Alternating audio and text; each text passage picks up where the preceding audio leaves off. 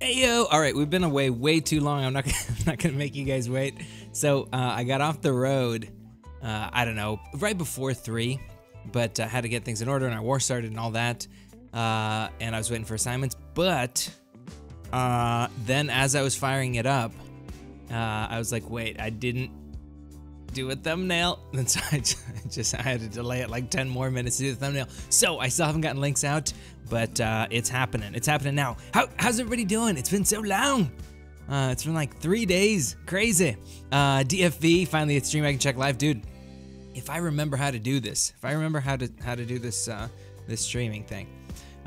Pumped to be back though. Let me get these links out and I'll say hi to everybody. While I do this, do you guys want to pump some likes on it? Likes back, likes back. Okay, let me see. Let me get this out. Ooh, and let me copy this. And we are going. So we have to, okay, because we got to do finish up variant and do maze in the next few days. So we have a day stream. We have a day stream tomorrow. Well, so today, tomorrow, all the way through the 31st. Day stream and our regular night stream, of course. But 2 or 3 of them will be variant. 1 will be maze, if not 2. So we're gonna be doing all of that. But I want to farm a bunch because otherwise, as soon as I head into variant to finish up, it's just too easy to just lean on the units. And now that we have some, I want to keep a bunch. So we want to be farming some. Missions. We're live. Balloon. And let me get this link out. Done. And to the Discord server. And then we're good. You guys have my undivided. And then I'm going to say hi to everybody and all that stuff. All that stuff. Hold on. Hair down. Hair down. Oh my gosh. Discord's so slow. All right. All right. Almost there. Almost there. Announcement. We're live at everyone. And done. All right, so Hype was in here first, then Mattis, then DFV, then Esmer, then me, what? Then What Now Reptiles, then Opium, then Top Milo, then Commander Fox, then Saj, then DJ Digby, then Smitty, what's up, dude? Adam Warlock is in here, Nick, Doc Strange, Captain Alberta, Ballsaurus Rex. Who else? No one is in here. Did I miss anyone? Amino is in here. Keith. Did I miss anyone? Anybody? Dan, what's going on, everybody? How was your guys' holidays? Christmas? Other holidays? Whatever you celebrate. How was it? Ours were pretty late. I'm ready to shave this beard already. Like it's done. I'm over it. But ours were pretty lazy. We just did movies and food. Way too much food. That's what it's about. And then today, or yesterday and today, I went down to Atlanta to visit some friends, and then came back. Now Google Home, nice, dude, nice. That's so awesome. What is this madness, Dan? Not only are we doing it today, so well, obviously we're doing our nighttime ones as well, but today, so 27, 28, 29, 30, 31st, day stream and night stream, all those days, because we got to finish up variant. We got to do maze. There's a lot. There's a bunch. So. Cold enough from the traveling? Oh, dude, yeah, that's the thing that always. So we visited with my friends that have 2 young girls who both had colds, and I'm like, I hope I don't get colds. I mean, I love them. They're like my nieces, but yeah, that's always the thing. This cold sucks. Do you have a cold too, Adam? Oh my gosh. Do not shave the beard, Adam. I'm doing it. I gotta do it. I gotta do it. Ribcade's beard 2018. I know. That's usually how it goes. I just don't have the patience. Plus, people are like, well, you look a lot older than you are with a beard. And I'm like, well, I want to hold on to as much youth as I can. What can you do? Mary, hello. Hope you had a great Christmas. I did indeed. And I got this chair, which I'm not, remember I was going to get a super fancy chair. Do you guys remember that? And I got one, and I'm not so convinced that I'm crazy about it. I don't know. The problem with it is I have to be like lower, I'm pretty sure, in it, and I can't be lower because the camera angle. So I may trade it in for a different one. I don't know. It's one of those ergonomic ones, but rank 4 Gladiator Hulk or Red Hulk. Dude, I would do Red Hulk, honestly. Glad Hulk, he's got his niche and he's a phenomenal champ for what he does, but Red Hulk's just a beast and does a lot more. You know what I mean? That's the thing. Back from vacation at Real Deal. Dude, did you get Darkhawk? I saw you were grinding for him. I saw you had some. I tried my best. I popped into Dreamins very briefly, but I tried my best while I wasn't streaming to just really kind of hang out with family and do very, very little. Like I tried to not even open up YouTube because I always want to go into streams if I do, but yeah. Just wondering, hold on. What are good things to be gifting? I've contributed 910 points. As an alliance, we have reached milestone 8, trying to reach 8 myself. What I would do, the best thing is probably stuff you're going to use anyway. Mastery cores would probably be top of list there. I think Brian put out a fresh video this, a fresh video this year on gifting and how to gift. I would definitely check that one out. It's just, Brian Grant, contest champion, right? I'm sure you guys know him, but if you're new or you may not. So I would check out that video, but I would do, I would honestly do, I'm going to go in with the Omega team. Man, I want to get this guy to rank 5, 200. So bad. So bad. I would do mastery cores. Otherwise, if you're going to be, needing revives for something, or if you're going to be needing, energy is okay to gift. Anything you're going to be using anyway. That's generally the advice. So, do you watch Cow Whale's large greater gifting cruise? Yes, I did. I fast forwarded through a lot of it, but I did, and dude, holy smokes, it's crazy. It's crazy to see. Who's Brian Amino? He's this guy. Just think of the handsomest guy you've ever seen, and then double it, and you'll start to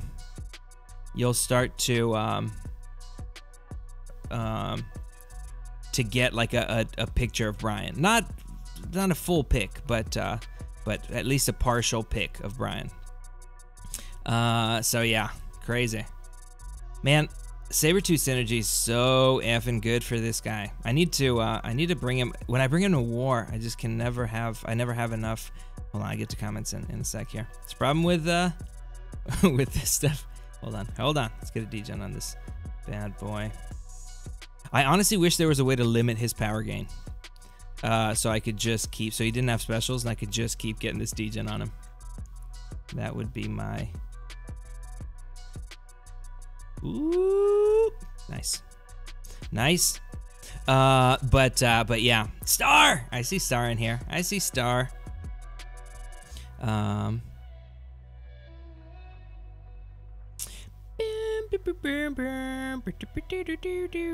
Potato. All right, we got to get the aura up. Oh no. Or yes. You jerk. Lead me. Nah. Okay, hold on. I'm gonna get right back to comments. Man, farming stuff, you gotta pay attention to it. It's crazy. Because otherwise, if you're half in, Polymation, what's going on, dude? Hold down, hair down. No suicides for farming. I've got suicides on. I've got them on. And can you just drop dead, please? Thank you so much. Okay, let's see. Ooh, I saw Demiak in here. Could you read last? Of course. Hold on, Demi. My life has felt so empty without you and Brian the past couple days, Kate. I miss you so much, Demi. You were too kind, my friend. I'm so glad to be back and hanging out with you guys. So glad. You guys are the best. Keith, Kate used to say hi to me. I don't know what happened. Dude, I said hi. I said Keith. Remember? Do you remember this? Let me see. Pulled a 5-star Cosmic Awakening gem. Worth using on Carnage. Jay, I probably wouldn't use it on Carnage. There's so many other Cosmics, I should say, that I would use it on before Carnage. I don't know. I probably would not. Carnage's main thing, I think he'd be a fun Labyrinth clearer and stuff, but not a champ I would... he's like just a crazy damage champ. But there's a lot of champs that do that and more. You know what I mean? So that's the thing. I probably wouldn't, but that's just me. Ears are burning. Kate, are you talking about me? Jam! Yes, of course. What did I say? Jam, you know I am. But your name for me is Honeyboo? Nuh-uh.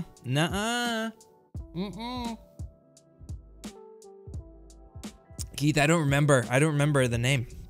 Well Out on Christmas, opened 3 5-star features and 6-star featured. Dude, so I was prepped. I have the opening. Should I ruin it? It wasn't. anything crazy. But I had the opening and then the thing, dude. The freaking 5-star awakening gem. What cracked me up was the whole, not the whole community, just the ne'er-do-wells complaining on the forums, and I stayed off the forums, but I heard other people talking about it. About because we got, you know, the lesser gifting crystals, and everybody's like, wow, boycott,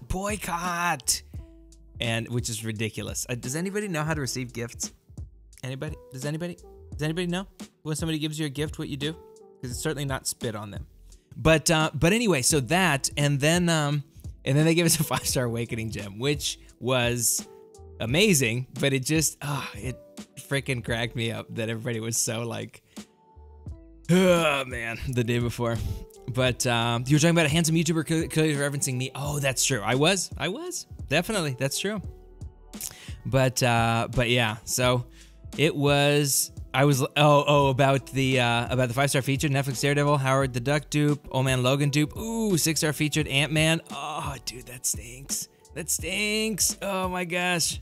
Lesser gifting being hidden was a stupid move, bad marketing idea. Yeah, they probably shouldn't have been hidden, but it's just, oh my gosh, people are so like, it's just, I don't know, maybe it's just like that with every game, but the more negativity there is, the less I want to listen to the negative people. Even though there's some that have great points, but the other people just ruin it, man, for everybody, because they complain about everything. So how do you know who's crying wolf and who actually has wolves around them? So anyway, that always cracks me up. But yeah, they probably shouldn't have been hidden. But anyway, so I say screw rank down tickets. It's like way better what we did get. And it honestly didn't bother me. Lesser gifting, whatever. It's a free calendar. It really didn't bother me that we got those. But yeah, it's kind of funny. All right. So anyway, way better than rank down tickets in my opinion. But yeah. Ooh, somebody said Killmonger or hold on, what was the other one? Killmonger or. Sorry, I'm trying to look at the screen. I wish I could do it like Brian. Brian's is in real time. So he's able to look at the computer screen and see his phone screen just about in real time. Mine's too delayed. I would miss every single parry. That's the problem. In the middle of his kick. Oh my goodness. So hold on. Hair down. Dude, can I get a degen on you, good sir? I was gonna try to get one in the middle of a combo. Okay, hold on.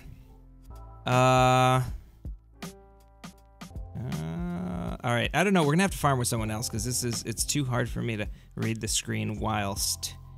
We're gonna have to do like X23 or something. Maybe someone. All right. Where were we? Found a cool pillow. One of the ones with sequins. Swiping it changes design. It's Iron Man and Cap. What, dude? And Henot said, "What's up? What's up, dude?" Oh yeah, Killmonger or Ghost Rider. Okay, here's the thing, Rick. Ghost Rider's an AQ champ primarily. Killmonger is an AW defense champ, although he's got certainly got a good amount of AWO utility. Depending on what you see, you may end up bringing your Killmonger.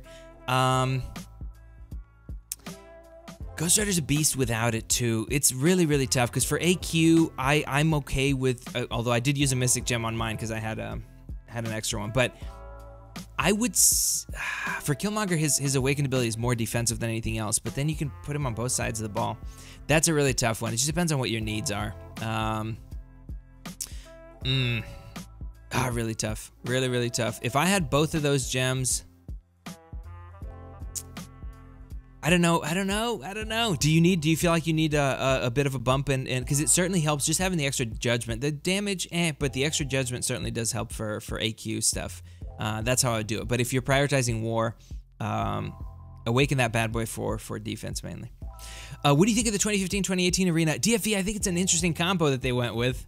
I don't know. I think the reason they did is because you have Doctor Strange and Black Widow, and they kind of probably wanted Probably wanted some, like, they probably thought, well, there's a few champs that people are chasing in there, and so they'll be more tempted to go for it because of that. But, because right now, you know, you can only really get some of those champs with featured GMCs. But I don't know. I don't know if it ended up being a good thing or not, because there's so many bad 2015 champs. So, I don't know. Cosmin! Salvatore Felicite. Dude, happy holidays to you as well. Sexy Farming Machine. Dude, I'm trying my best. 4K shards in Arena are nice bonus this round. True. Definitely.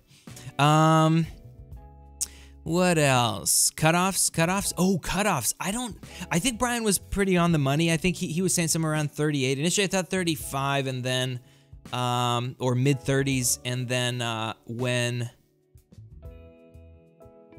I don't know. I think somewhere between 35 and 40. I'll have to by tonight. Because I'll get the sheet out for the prediction crew, and I'll get those out. But that's what I'm thinking. What about 4K shards? So if you grind like the top, the 1%, whatever the 1 to 10%, whatever that is, the top milestone is 4K shards instead of 2 this time. So, yep. Need a counter for those evade champs? Gotcha, Rick. Well, then you got your answer. If certainly he's a great counter. If you don't have an Iceman. If you don't, for a long time I was taking the evade champs, just slow playing with Blade. That's how I took Spidey and Lab. But yeah, if you don't have an Iceman, or you don't have him, or you don't have Corvus with the Proxima Synergy, or you know, Killmonger's True Strike certainly is great for that stuff. Putting up like 50 mil for Cyclops would crush me, dude. I would not be grinding. I wouldn't be grinding for Cyclops. I wouldn't be grinding that arena just because it's got to be so heartbreaking to do that. Mind if you read my last? Of course. Hold on. Took Blade up to R5 for LOL. Do you think I made the right choice? I have Starkey at 5C5 for LOL as well. Yeah, dude. I think Blade is one of the most useful champs in the game still. I still use him. I'll use him this war for the path I'm on. Along with a second clearing champ. So I think he's super useful still in most game modes, AQ, War, and questing, and he's by far the cheapest champ when it comes to lab because it's not fastest. And there's an argument to be made about a champ like Aegon once he's built up and stuff, right? But with him, you're just basically farming potions on the go, right? Whereas with Aegon, you're still gonna have to pot him up here and there. Same with, you know, obviously Sparky, you need to pot up. So I would say, yes, definitely still a great champ, still crazy high prestige, for sure. What are the cutoffs for Arena Quad? I will have them out before tonight. I'll have them out before tonight. Before tonight's stream. For those of you that are new and don't know, we stream nightly at 11 p.m. Eastern. We have a few day streams too, like this one, but nightly at 11 p.m. Eastern. So we'll have the cutoffs by then, because I want to do them in one fell swoop when the concierge sheet is out, so we can input our predictions, and then yeah. I'm thinking between 35 and 40 for the 2018 5-star crystal. If I had to say, maybe 38 something will be my guess, probably. Thanks, my dude. Dude, no worries. How much later is your general stream? So right now it's 5 p.m. Eastern, so 6 hours from now is when we start the night stream. Yep. Don't know the time zones yet. About 6 hours from now is when we started. I don't know why, but this doesn't feel live, Goater. Why? Why doesn't it feel live? I should just put up a stream that's just me, like just a replay. I just say everybody's names so they think I'm talking to them. But yeah, it is. Gotta go. Ooh, sorry, I just saw your comment. No worries, Star. Enjoy the time. We'll see you for tonight's stream, hopefully. All right. Hair down. You know what? Is there a way? There's probably a way for me to do this. Tell me about your Mega Red. Is he getting... You know what? He's not getting that much use. They did try... Not for my paths, generally. I'm usually setting up a Morning Star for... Depending on the boss we have, if Dreamin's not... I feel like maybe... I've taken more bosses this season than Dreamin. Dreamin took more last season. I took more the season before. If it's a Cosmic ones, which is generally what we're seeing. We're generally seeing Medusa's champions, stuff like that as bosses. So... Morningstars too. If it's Morningstar, generally Cam will take, well, not generally, every time it's Morningstar, Cam takes them. I can't wait to R5. If I suspect that there's a Korg, instead of going Iceman without Dex, I'm usually using Omega. I will R5 him. I will definitely R5 Omega, and he is great for what he does. It's just generally it's for that I'm using it for. Hold on. It's for if I suspect a Korg and I want it like a slightly easier fight. Not that like Morningstar, once she's set up, she's great for it as well. There's a lot of good options for Korg, and anyone without Dex, anyone with energy damage is a great option. But yeah, so I would say hold down. He's a good champ. I like him better than of those two. I like him much better than Emma. I think Emma's great, but I'm glad I grinded for him. I was kind of regretful for a while. I was like, why'd I go for him and not Emma? But I'm happy I did. So Omega and Sabretooth would be great for Path 5. Yeah, they are a great combo. Generally, if Cam is clearing a lot of times with just Omega, and he'll bring like the two synergies. He'll bring Sabretooth and Wolverine, depending on what's on the path and what he's taking. So, yep. But I'm liking him a lot. I'll R5 for sure. Thinking about moving the night stream to 9 p.m. so I can watch them live. Dude, I actually am thinking about moving it to 9 p.m., but it'd be really hard to give up that 11 p.m. slot. I love it so much. I don't know. The tough thing is I would get a lot more done in the mornings if I was to move to 9 and go to bed afterwards, or get those 2 hours after the stream before Brian's, do video editing then. So that's the tough thing. You put Omega name in vain. Oh, am I not using him well? Probably not. But yeah.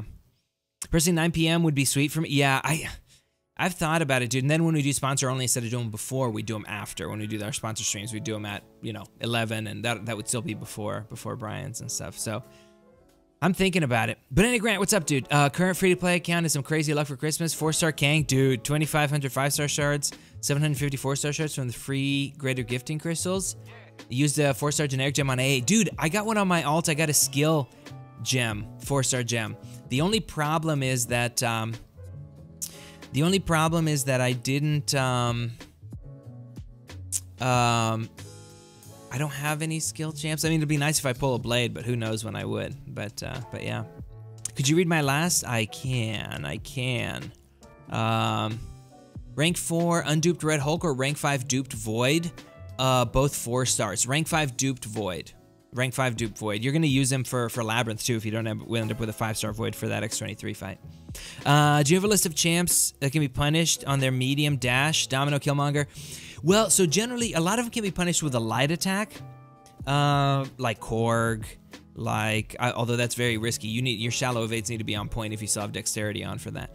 So Void, Killmonger, Domino can be done with a medium, but a lot of people, for Killmonger, most people are still doing lights for 29 and stuff, are still punishing with lights. I don't know if there's a comprehensive list. A bunch of people were trying to put it together. Ultron can be punished that way. There's a few, and there's also a few champs that don't have the reach on their light to actually punish, which is, it's a mix of their dash and all that. I was never able to do it against Void with, like, Ghost Rider, for example. But I didn't try very much either, so I'm not sure if there's a comprehensive list. Taters had a good one on his Twitter with a few of the champs. Batya, what's going on, dude? And Christiani's in here. Hello, hello. But yeah.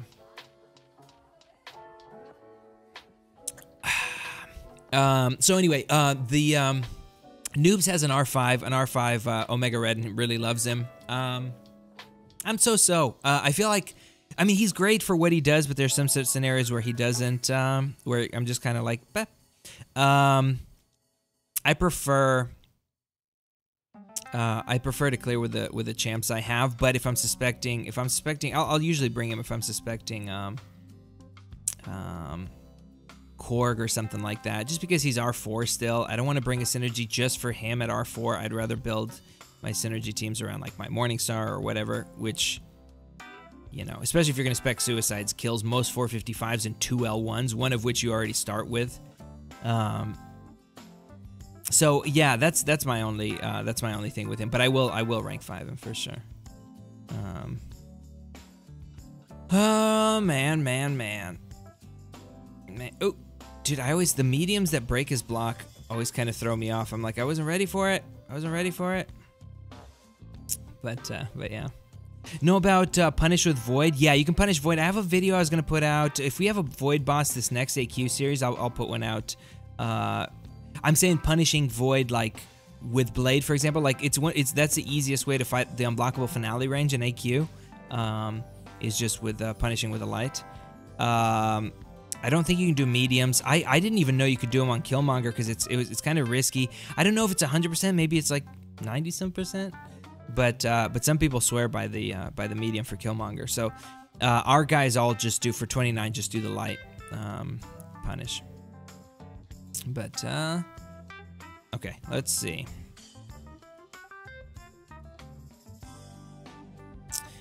Man, this will be even quicker when he's at R5. This will be nice. What holiday movies do you guys watch the past few days? I feel like we watched so many.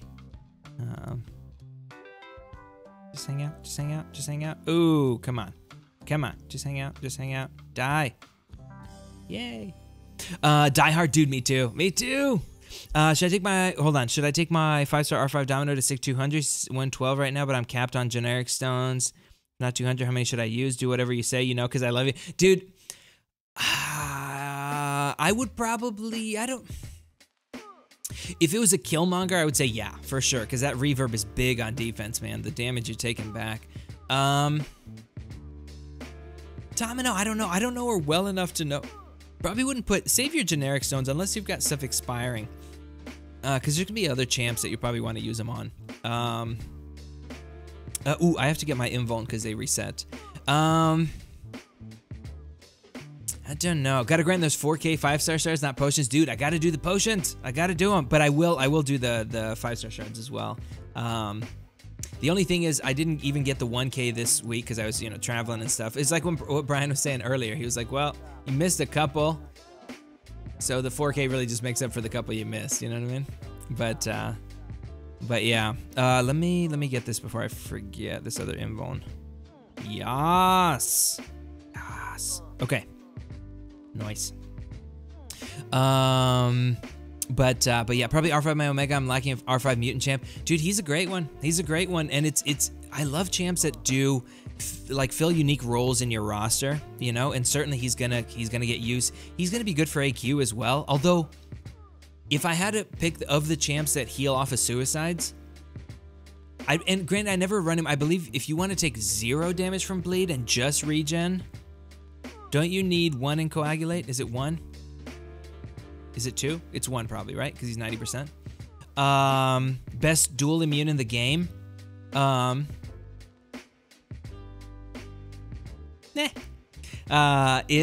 know. So here's the thing.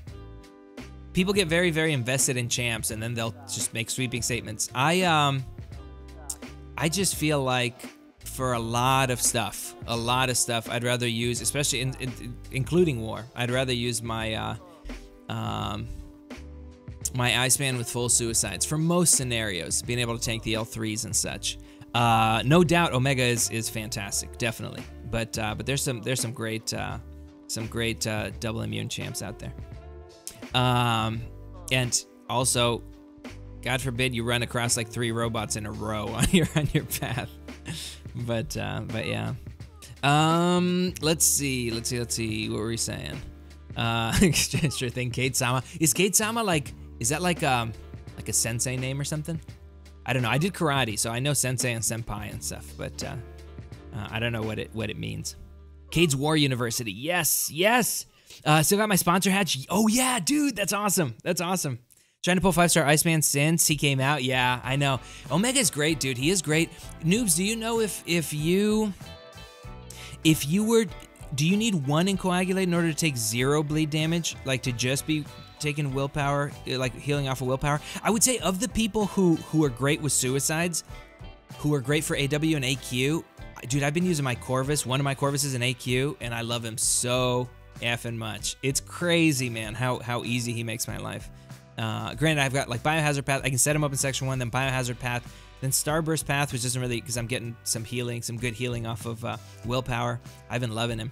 What's up, Kate? To my buddies, I sent greater gifting crystals. 2 got something good. One got a 5-star awakening gem crystal, dude, and the other one got a 4-star Kang. What did you get? I'm at Ant-Man on my first path in lab, 20 revives so far, 5 on War Machine. Dude, that's awesome. Ant-Man, you're over halfway. Once you're done with Ant-Man, it's a bunch of really straightforward ones. After that, really, I mean, Venom is kind of meh, you know, but yeah, dude, that's sick. What did I get from the one you sent me? So yeah, B. Daniel sent me one, which is awesome of him. Trying to think of what I got from it. Maybe a 4-star awakening gem? I did get something good from what I'm just trying to remember what I got from that one. Was there a 4-star awakening gem? I think so. Let me check my inventory. I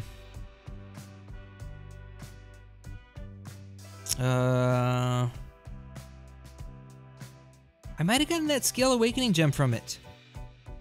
Honestly. I'm trying to remember. I think so. So yeah, dude, thank you so much again. Thank you.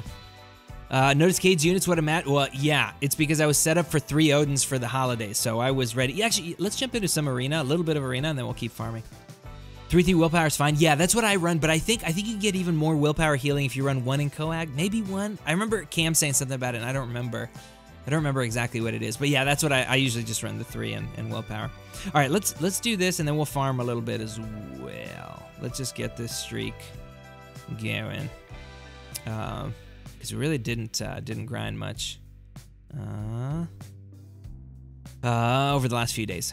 On my lunch break, what a treat, dude. Sean, what's up? Don't work too hard, my friend. Don't work too hard. 5-star gem from 1 GGC I got, dude. That's sick. That's nice. I'm pretty happy with. I was kind of, as gems go, I don't want to say, I should put out the opening vid. I don't want to say what I got yet, although you guys, the eagle-eyed among you, probably saw what I got when I looked at my inventory. Should I just say it? Slick, what's going on? You did karate? Watch out for Cade on the streets? Dude, Otrix, I did a few years of karate. I doubt I remember most of it, but yeah. Nicky, what's up, dude? We were farming, and now we're doing a little bit of arena, but we'll do more farming, because we're going to have to finish up Variant, and we're going to have to start and finish the maze over the next 4-day streams, the next 4 days. So I'm pepped. Tired, gotta take a nap, finished Cab and R5 Void before war starts. Oh, yeah, no worries, dude. Nice. Yeah, get some rest, my friend. Got science pumped into MODOK for defense. Nice, dude, nice. Yeah, should I just say what I got? I should probably just say. Should I just say? Well, so I got a Cosmic, right? Which, one of 2 things. I can awaken Hype because he is R4. I took him up for Variant. I didn't really have good champs for that last chapter. So, high level champs rather. But him, I could awaken, or I could save for in case Silver Surfer's good and Cosmic and coming to the game for sure, which I don't know if he is. Who knows? We speculate. We're thinking so, but I'm not really sure. Boo farming can't take it. Now we're saving the units to me. Time saved is greater value than the units. Yeah, I could see that argument. I could see it for sure. I don't know. I do the same thing, but then you think of all the units people saved, especially because I'm like, so many of my units generally are going to boost, to respecking between offense and defense. So it's no small thing to not have to save instead of doing that. And there are a lot of times in tougher content where you end up at lower health, and you'll just end up blowing a revive if you don't have the stuff. So I responded, 1 handsome son of a beep. Oh my goodness, Demiok. You're too kind. Can you see my blushing face? This is my blushing face. Good day to you, sir. Sebastian, what's going on, dude? A lot of skill to ride that surfboard. Ooh, what if he is skilled? That'd be great. I feel like this is one that they can't not have as Cosmic, right? I think. Hanach, I swap once. So I have 2 different setups that I swap to. She got mad at me for cussing. Worth it. Dude, that's awesome. What I would say is, so what I'll do, I'll show you guys, and I've got a video coming out on this, but basically, I'll unspec everything in offense, defense, and proficiencies. Utility stays the same, right? But everything. So I'll say recover, and then I'll leave. So the suicides tree, including utility, don't count those. So those 8 points will stay out, right? So I'll unspec everything, and then I'll spec everything exactly the way you see, except for those 8 points up top on the top right? So nothing in glass cannon, nothing in recoil, nothing in liquid courage or double edge, right? And then I'll place. And then, depending on what I see, so for a while I was running Morningstar without suicides, and what I would do is just pop them all into greater strength, so I get the extra attack, but save some of my health that I would otherwise lose from glass cannon.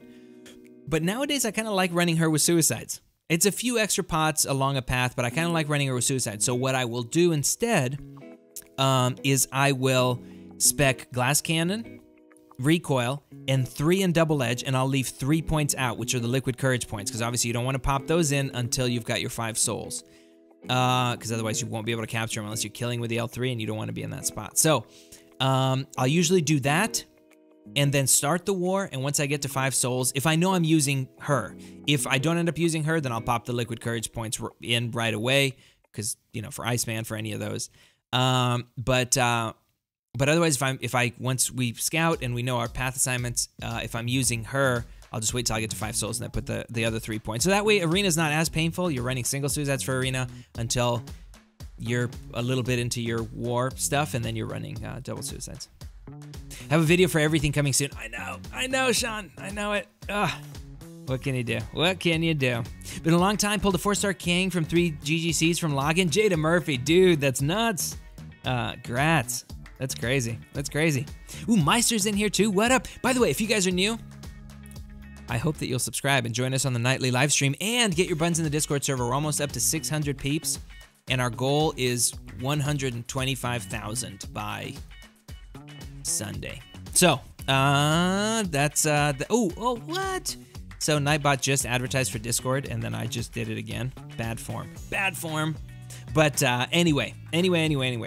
That's where all the fun happens. That's where the pants really come off. So, I'm just kidding. There's no pants coming off in there. That's a joke. Takes so much ISO to level up 6 stars. Dude, I know. It's crazy. It is crazy. And, in fact, I'm out of tech ISO, and I'm like, I'm not leveling up this. I leveled him up like a quarter of the way. And I'm like, I'm not doing the rest of this Punisher 2099 until I get more tech ISO, because it's a lot of ISO and a lot of gold. And arena points wise, they give you about the same, whether you do it or not. So whether you rank them up fully, I mean, or not. So it never really made sense to me to rank them up right away. But I'll get the bots in Discord. I got your 125K. No, don't do it. Don't do it. No, we want to do it legit. You know what actually surprised me? So, YouTube sent out this message that said, hey, between December, I don't know, 18th and 20th, whatever the dates were, you might see a significant drop in your subscribers, because as we, kind of cull the, whatever bot accounts, and you never know, who, obviously, I think most of the people were legitimate accounts, but you never know, if you had like, inactive accounts subscribed to you. But I was surprised, like our subscribers barely dropped. So, yay, it's mostly real people. So that's awesome. Buzzing my lip opening football. Hold on, playing football Sunday. For some reason, I decided to get hot sauce with my chicken breast for dinner. This is not gonna be fun. Oh, Uber Soul, that stinks. Yeah, that isn't gonna be fun. That's true. That's true. Really been wanting to join a Map 6 alley, but I only have 550s to bring. You think I'd be able to handle it? Buuuuut, it's going to be close. With the infinite scaling, I think it's going to be rough if it's just 550s. I would say, I mean, you could try. You can try and see. The problem is, and they may not, you could join an alliance that doesn't do 6x5, right? So I think it's possible for those first few days, for sure. I would say you can try and see, but that's my thing with, and I try to tell people this all the time. be very careful with what 550s you rank up, because every 550, if you don't have a lot of T4CC coming in, that you rank up is going to delay a 455. So if you say you pull a Ghost Rider, somebody who you would be happy 455ing for AQ without the dupe, and you just ranked up like a 4-star magic, like you're going to have to wait, you know, to get those. So that's the biggest thing. But I think you could try, because not everybody's running 6x5, and you know, if the prestige is lower, the scaling's not going to be as crazy. So because they're already off Affliction knows me, you know me. All right, waiting for command response on my case about Odin's for Christmas Day, but didn't receive the units or shards. What? They did eventually send the units, but not my 6-star shards. Dude, that's crazy. I didn't know that. Yeah, hopefully I think usually they're very good at fixing that. But that stinks, dude. I didn't realize that that had happened. Can you read last, please? It was forever ago. Okay. Sure. Let me... Where was it? Timed out the other day with my R4 Killmonger against an R5 Medusa AW boss. She had less than 10% health. If I'd R5 him, do you think I'd still run into that problem? No, I don't think you would. I think you'd be okay. You're using your... I'm assuming you're using your L3 bleeds and all that stuff, right? No, I think you'd be fine. I think you'd be fine for... with him at R5. I think the R5s were even with the bleed, I saw a few just short of timing out, like actually solo R5 Medusa bosses when they had the global bleed node even. So the R5 should have the damage for sure. Any tips for a new YouTube channel? Cosma, sure. I would make content that you would like to see. I would make sure you're having a lot of fun. And I would say it's kind of like, did you guys ever watch that,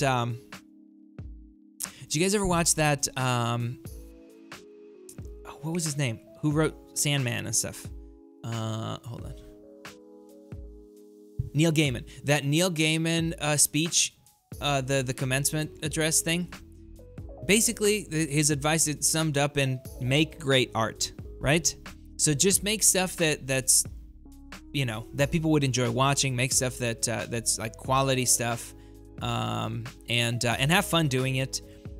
And also, I think like relationships with anyone, like be in your favorite streamers' chats and just enjoy being there and contribute to the community. And people will get to know you. The worst thing you can do is ask for something. Generally, if you're doing great stuff, things will grow and you're just contributing and stuff. And you'll get some lucky breaks too. But also, like, poop don't float. So if you're not doing great stuff and things are just not turning up the quality, you got to do. It's like anything else. It's like anything in business, right? Like the people who are doing the stuff that people actually want to see are the people that rise to the top. And all you have to do, it's infinitely fair. So if you don't have as many followers as you would like, you just increase the quality of stuff, and then visibility, just do that organically without any sort of I don't know, like asking for favors or things like that, because you only get one chance to make a first impression. You see a lot of people who are like, they just jump in and they're like, oh, I'm a new YouTuber, can you subscribe? Like in someone else's chat, and that's that. Like that, it just kind of leaves a bad taste in your mouth, you know? Whereas if they were just contributing, became a part of the community and all that sort of stuff, and I think that person, the bigger YouTuber who they're, you know, whose community they're in or whose chat they're in, would be happy to help, like 100%. Look at, you know what, Pete was in chats for so long. He was a part of Brian's, like an integral part of all this stuff. And then he got Ghost, and he was a beast with Ghost, and everyone's like, ooh, watch Pete. He started a channel, sub to Pete, you know? It's that kind of thing, you know? Okay, got plenty of ISO and gold and just impatient. 13.7 mil gold and 1.4k ISO and overflow. Dude, that's nuts. That's crazy. Ugh, it's crazy. Read last, please. Oh, I already read that one. Okay. I'd like a quest crystal swap, like 10 or 50 for 1 4-hour crystal. Oh, I see what you're saying. Yeah, that'd be kind of cool. Pete's probably asleep now after that grind. He might be, dude. He might be. It's crazy. I was watching. He got him though. He got the hawk. I was watching his score as he was going through it. Yeah, he wasn't sleeping much. So, thank you. Love your vids, by the way. Been subscribed for a long time, dude. Thank you for the kind words. Thank you. Yeah, just do stuff. Just do stuff in a fun way and have fun doing it, and really care about peeps. And not every stream's or not every stream or video is gonna be the best, but just as long as you try your best, you know what I mean? Gone Luffy, hello. Gilson, hello. Who else? Who else just popped in here? I said hi to Captain Alberta, right? What up? What up? But yeah. Dube's villainy update. I don't know what he's at, but probably a lot. Probably a lot. He's a beast. He's a beast. Demi said, I'm actually a bot. Hold on. I think a lot of that too came from, so I worked in the music industry for a long time, and my fear as an artist, before I was even doing audio engineering stuff, my fear as an artist was always being that guy whose music isn't good enough, but he's asking for favors. Like, so many people would come in and just be like, listen to my demo, and I'm like, dude, your demo's awful. And not only that, but they just couldn't hear it. And not only that, but they would just lead with an ask too, and you're like, nobody's ever gonna listen to it now, even if it was good. And so yeah, I think that kind of thing just really translates into a lot of the creative stuff. Hugcade's buns, oh my goodness. Shane, what's up, dude? Okay, X-Pool in the 2015 portion of the crystals. I don't know. Let's look at where was the list? Let me see the list. So variant, 20 variant, introducing variant, MCOC, because that should have the list of 2015 champs. So let me look. Although the crystal should have it as well. Yep, he's in there. Both Deadpools are. Or well, Red Deadpool's not gonna be available as a 5-star or as a 6-star, I'm sure, or as a 5-star. But yeah. Actually, a bot, been programmed to talk poop about myself and compliment others. Cade, you're beautiful. Demiak is a tall Oompa Loompa. No! Demiak is a handsome man. Those of you guys that didn't get to go to NYCC, I got to have the time of my life with Demiak at Dave & Buster's. So don't listen to what he says about himself if it's negative. Don't even listen to it. I need to farm more. But Laninos, hello, long time no see, dude. I agree. It's been forevs. Bam. How'd you guys match in war? We matched J11. Will the Christmas song remain? Your fans love it. Probably for the giveaways. We're probably gonna. That's how we're gonna hold on to Christmas. I'm thinking so. Internet just pooped out for a little bit. Not sure you saw answer my question. If not, do you think you could read last? Yes, Kyle. Okay, where is it? Let me see. Who do you think would be better used for 4-star AG? Scarlet Witch or Magic? I'd be able to take them up to 679 if one was better at a high level. I would say Scarlet Witch. It's really tough. Magic is great as a power control option. What Scarlet Witch does, very few people do. Although I guess because she does a little bit of everything, but mostly it's damage and regen. I would say Scarlet Witch, because there's a lot of power control champs. Magic is a beast for sure. If we're talking 5-stars, and there's no Scarlet Witch, but Magic is one of my top AW 5-stars for when we're talking about the AW meta. But I'd probably say Scarlet Witch. Vulnerability is reset and sword. Don't forget to pick one up. I just did, dude. Yeah, good call. I just did for sure. Deadpool, X-Force, and Hood are the only 4-stars I don't have in the basic pool. We're really about to grind out this 4-star 2015-2018 crystal. Dude, I would grind the 2015 because they include the 2014 in the top milestone. Just grind the 5-star, right? Let's look at the milestones for this arena. Scarlet Witch is like Russian roulette, yeah. But if you increase her odds, right, with either the ability increase or with a bunch of champs on a crit team, then it becomes a lot less random, right? So if you just grind the 1 to 10%, you'll get the 4-star reflective crystal. Meh. Demi, mer. Actually, if you can put up 14 mil plus, which you totally can in the 5-star arena, because I would say it's probably going to be in the 13s, but 14 mil plus should be golden. That's what I would do. But yeah. Enough cats to rank up. Oh, Brian! Daytime activities make my pants tight. Oh my goodness. Oh my goodness. Dude, it feels so good to be back. I tried my best to stay away from any and all streams. I didn't succeed entirely, but any and all streams while I was gone, but it does feel good to be back for sure. I'm just retraining myself how to stream. I'm like, what? How did I used to do this? But yeah. Enough cats to rank up 4-star from R1 to R5, and I saw interesting arenas coming. I was thinking about Emma or Omega. Who would be better? I would, if you could only rank one of those, I would rank Omega.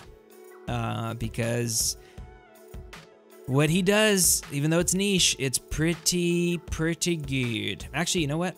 I'm gonna go back into farming. We'll do more arena later. Well, actually, okay, no. I'm gonna run my 6 stars, and then I'll go back into farming. But confirms a 114 start time. I agree. Yep, I'm with you. Also, do you think I should sig her up all the way? She kind of starts kicking in, if I well remember, at sig 40, but she is one of those champs that's a 99, that's 99 worthy, so I probably would. I've got my 550 Scarlet Witch, and she's up at 99. I don't use her too much, because you don't use 4 stars too much in the game, but I'm saying at this point in the game for some of the harder quests that come out. But yeah, I'd sig her up good. She benefits from it. I wonder why 4-stars still matter so much to me. I know, Demi, dude, with how much arena you grind, I'm always like, why is it like he'd be a 5-star arena grinding beast? You'd be like mini Serengo. Because Serengo can put up, what, 70 some mil without refreshing? It's nuts. It's crazy. But you could totally do, like, you could start grinding those, and then you'll get more 5-star champs, and then you'll be able to grind more 5-star arena. I don't know, because it seems like it's the same kind of, when you factor in 6 stars and all that, it's the same kind of hours. The thing is, I mean, I guess, you know, the cutoffs are really high for the 5 stars, but I don't know. Might as well run your R4 and higher 5 stars while you're at it. Uber. Maybe I will. But I really do need to, I need to farm. Every minute I spend farming is a minute I won't spend crying. Because I don't have enough potions. Well, it's just like, it's easy not to farm. That's the problem when you have units, but then it's just like, it ends up being so much more expensive than it needs to be. You know what I mean? So. But, Uber, who'd you guys match? Okay, let's see. Anything new in BG3? I want to make sure I'm not missing anything. I wasn't clear when I started. I only really have to clear 1 node before tomorrow so that 6 can go, but nothing yet.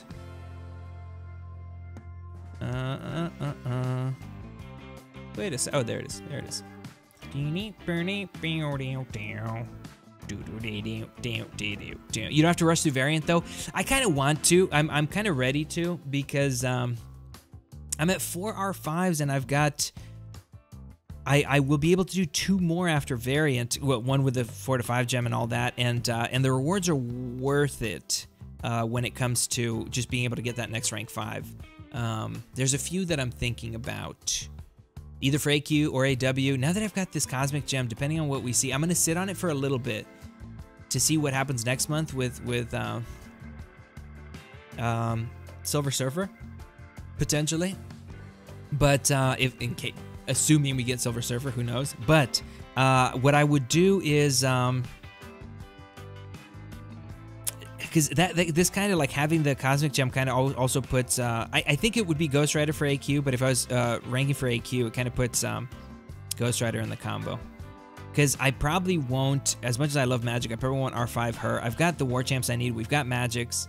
It's probably time to rank for AQ, and probably be Ghost Rider. Omega, I'm thinking Omega and Ghost Rider. Corvus is certainly up if I get a 4 to 5. Cosmic, he'll probably go up to R5. There's a few, but To be honest though, one of the things that kept me from going 5-star featured is that I didn't have enough 550s and 440s to sandbag all my 4 stars, but I do now. Might start dating soon. I feel like I shouldn't prioritize arena over Alas. Is it going well? Yes, definitely. Don't prioritize arena over Alas. I agree with you. I think yeah, with the fight, like I basically just need a few 550s and you just run one of your 550s along with 2 125s, you know? And you get a decent amount of points. I mean, I had to spend for the Omega grind, I put up 71 mil, and granted, I had to spend like 3 Odins to do it, but my roster was nothing. I think I was in the high 40s with my 5 stars, like number of 5 stars. So yeah, I would totally, and I didn't have that many 6 stars, maybe 3 or 4 at the time. I would for sure, the 5 star is just more worth it to me. It's like people who first start the game and they're like, what do you think the 3-star cutoff is? And I'm like, dude, if you just started, I would be 4-star arenaing my butt off. But yeah.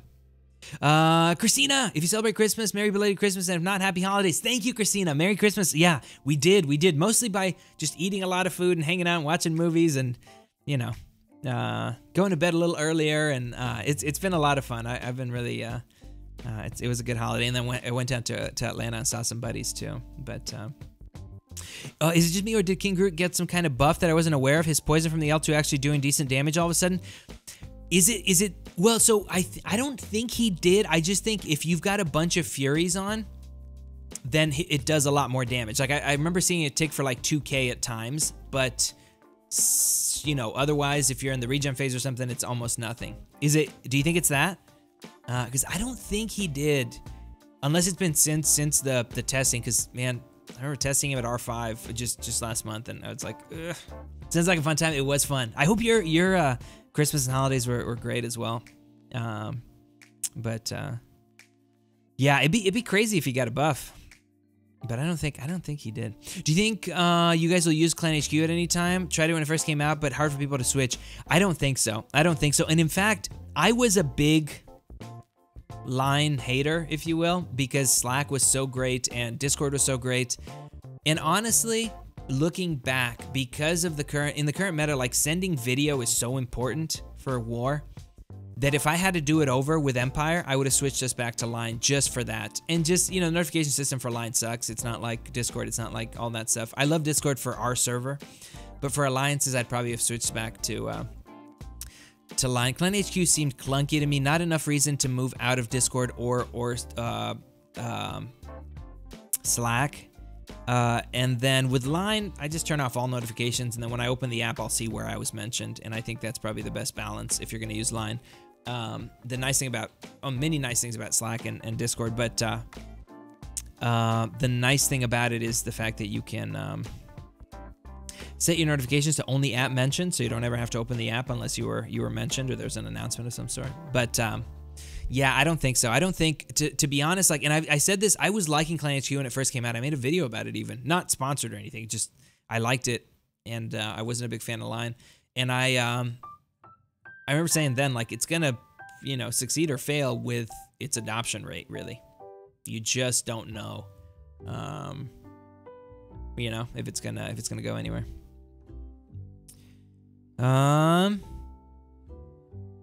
Wait. Did they say that, Captain Alberta? Fixed October 1st, version 20.0.2. Ooh, okay, so I do remember, so I did see it doing good damage with the Furies up. I did see that. So I just thought it was always that way. Even with that, I was like, I'm not worth it. But, nice. I did like the in-app prestige. Yeah, that's nice too. That's nice too. The thing is, most alliances, and maybe, I guess it's probably got a system, right? So you can see what your alliance is. They had some great ideas, but it's tough to, you know, get people to move, you know, for something they know already, you know? That's the tough thing. But yeah. Since most endgamers are approaching 555s, what are your thoughts on extending prestige top 10 champs? I don't know, J Skittles, I like the prestige, because I think, for example, like I know for us, some of our bigger whales are probably approaching 8 or 9.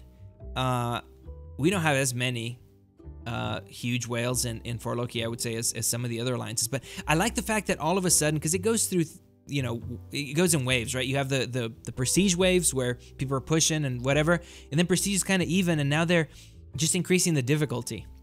So I think difficulty is going to be one of the differentiating factors between people who can go 6x5 or 7, like add map 7 in there and finish, and those who cannot. And I kind of like that. You know, like I kind of feel like for a long time at the top of this game, this is just my opinion, but at the top of this game, it was very easy to just be like, we're doing 6x5 and we're just all there. And you had a lot of alliances with people who spent a lot. They weren't the most skilled. They were skilled players, but they weren't the, you know, cream of the crop. And then they got by fine. They were top 5 sometimes, you know? And I like to see it being like kind of a mix, you know, now. But just kind of my opinion. Apocalyptic, what's up, dude? What's going on? Julian is in here too. What up? Just nursing this coffee is all. Just 565, my Quake, totally worth it. My MVP for everything without True Strike. Nice, dude. She is such a beast. And then once in a while, if you run her with, no, how do I want to do this? You know how I want to do this? I want to not, I'm just going to skip the Iron Man fight.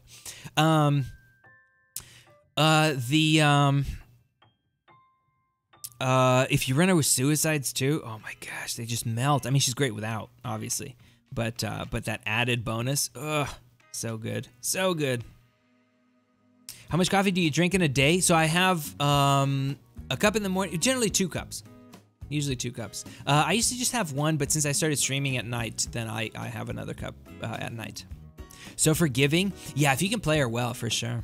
Agree that skill being factor is good. I don't like that energy, time, and donation is such a factor. I agree with you, and I think you'll see a lot of the high end if they keep upping donations, and you already see a lot of that sort of stuff. A lot of the shenanigans that happen with a lot of alliances in terms of like drops and things like that.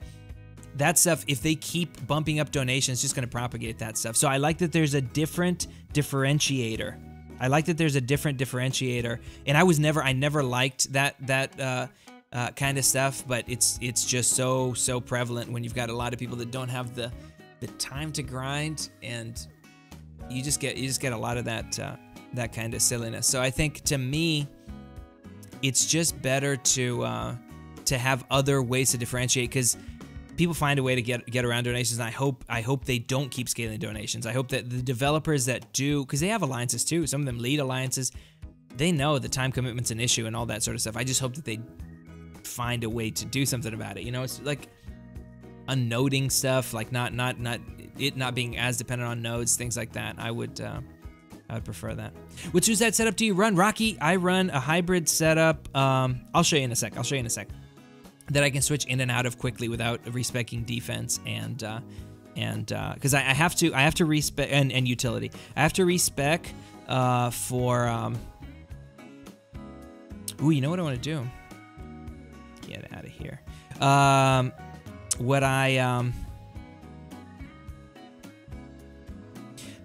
on. Can we get 20? Don't come at me, brah. What I want to do, I don't actually want to skip this fight, but I do. I do want to land a parry. Yes! There we go. Hold on, what was I gonna say? So I can unspec for defense. I'll show you right now so I don't forget. But is that a banana in your stock here? You're just happy to see me? It's both. It's both. I have a banana. I always keep at least 1 banana in the stocking, but I'm always happy to see you, my friend. Okay, let's see. This is the setup. So defense always stays the same, and you can pause the stream if it's too quick. Utility always stays the same. I only run 2 in parry because, well, I don't have points. And then this, everything but the top suicides tree right there. So I have 8 points out when I place, and then pop those back in. So I respec offense every time for war. Thoughts on cute anime girls? I think they're cute, and I think they're girls, and I think there ain't nothing wrong with that. You know what I mean? I will say, I don't watch too much anime, but Sailor Mars was a big part of my childhood. And I feel like you didn't even have to see too many Sailor Moon episodes to know that you were in love. And I was in love. I was a man in love with Sailor Mars. So, That's that. That's that. Once you go Mars, you don't ever go back. So, let's see.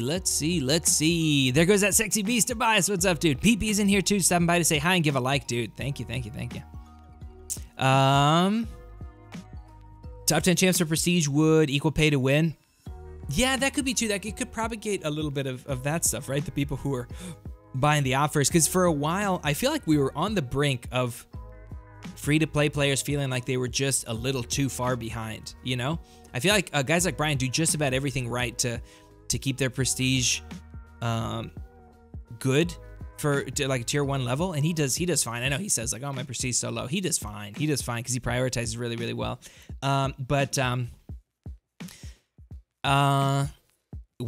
If they would have extended that to 10,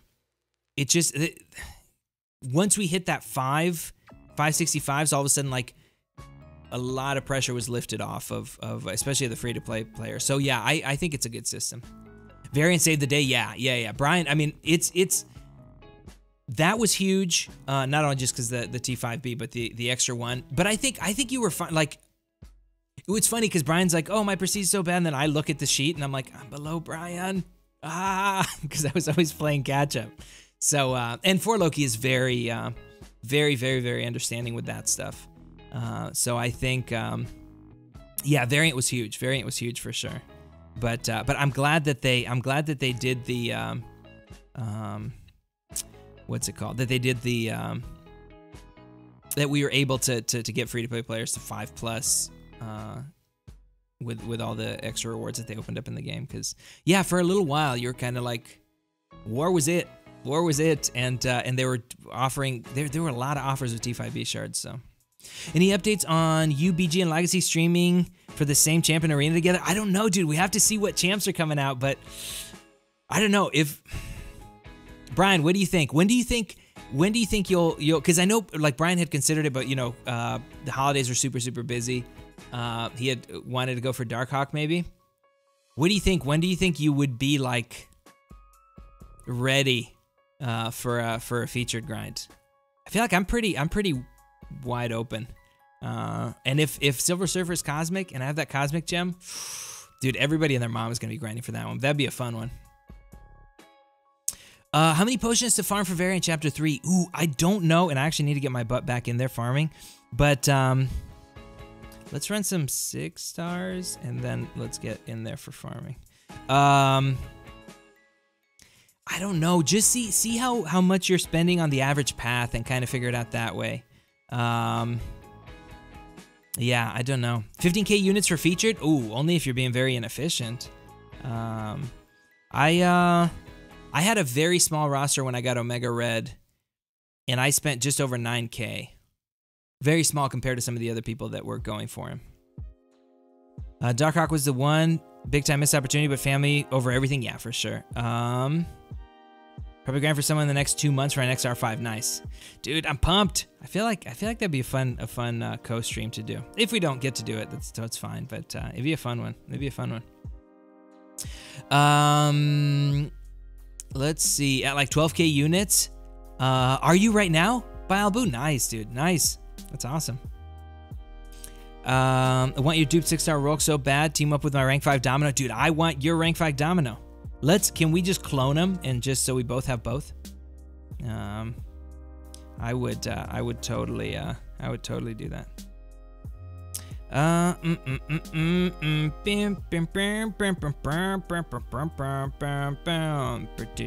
Die. Prep myself for a first LOL path. Nice, Meister. Yeah, are you farming? Who are you using for your path? We should get gift arena refreshes. That's why I want to save units for right now. But gifting event, I wish, dude, it'd be fun, or it'd be nice to be able to. I see why they don't do it, but it'd be nice to be able to gift stuff from your actual, inventory. You know, like there's so much stuff that I'm like, especially with some of there's stuff you sell and you get like 50 gold for it, and you're like, man, I'd rather gift this or something. But yeah, what can you do? What can you do? Sometimes you just can't gift stuff. But I see why they don't do it. But for some of these gifting events, especially, dude, Stony cores. I've got so many Stony cores. I would want to gift so many of them to my alt. where they actually matter. Because once you, like, most of the stuff is carb cores after you've unlocked the, you know, a majority of the more basic stuff, so. Double grinding for Darkhawk, can't feel my thumbs anymore. Oh, dude, you got him both times, yeah? That's so crazy. How much harder is the updated map 6? Our alley is back to 5x5 during the holidays. We'll be back in January. I don't think it's that much harder. It just depends. I think Forloki does well. I think you've got a bunch of, you know, good players, but, and it sound like I'm bragging on us, but I think, you know, I think that's been a priority for them. So it wasn't too much of an adjustment for our guys, I don't think. It is, you can feel it. You can feel it. Just as long as you scout well and you've got the right chance for the paths, I think it's very doable. But yeah. 5-star Ghost yesterday and got a Mystic 5-star Awakening gem from Greater Gifting Crystal Holiday Crystal. Oh, dude, that's awesome. I wish I would have gotten a 5-star Awakening gem from those. Although, I've got a generic, a mutant, and a cosmic. It's more gems in my inventory at one time than I think I ever had, maybe. So I'm pretty pumped. But yeah, more 5-star gems is always good. Always good. Wish I could give people gold, would send 8 mil gold. Oh, dude. Leave me with 5 mil and I'll never run out. Demi, you're too kind to say that. I think I'm doing okay gold-wise because I've been ranking up and I kind of seem to be hovering around this 2 mil mark-ish now. Not too bad, but also Max offered to cover my gold for like, he donated for like 6 weeks for me, which was very, very kind of him, and unsolicited completely. So that's helped as well. It's helped me. So when I'm donating my own gold, which is, well, I would say about half the time in Forloki, because Cam covered my gold initially. He offered to when I first came in, which was awesome of him. But then I'm just ranking a little bit less just to make sure I'm not, you know, I'm not cutting it too close. So. Start tracking my diet. I'm allowed 215 grams of carbs in a day. 1 meal, I'm at 204. This is gonna be rough. Yeah, dude, I counted calories for a long time when I was in shape, and you have to be very discerning. Calorically dense stuff is tough.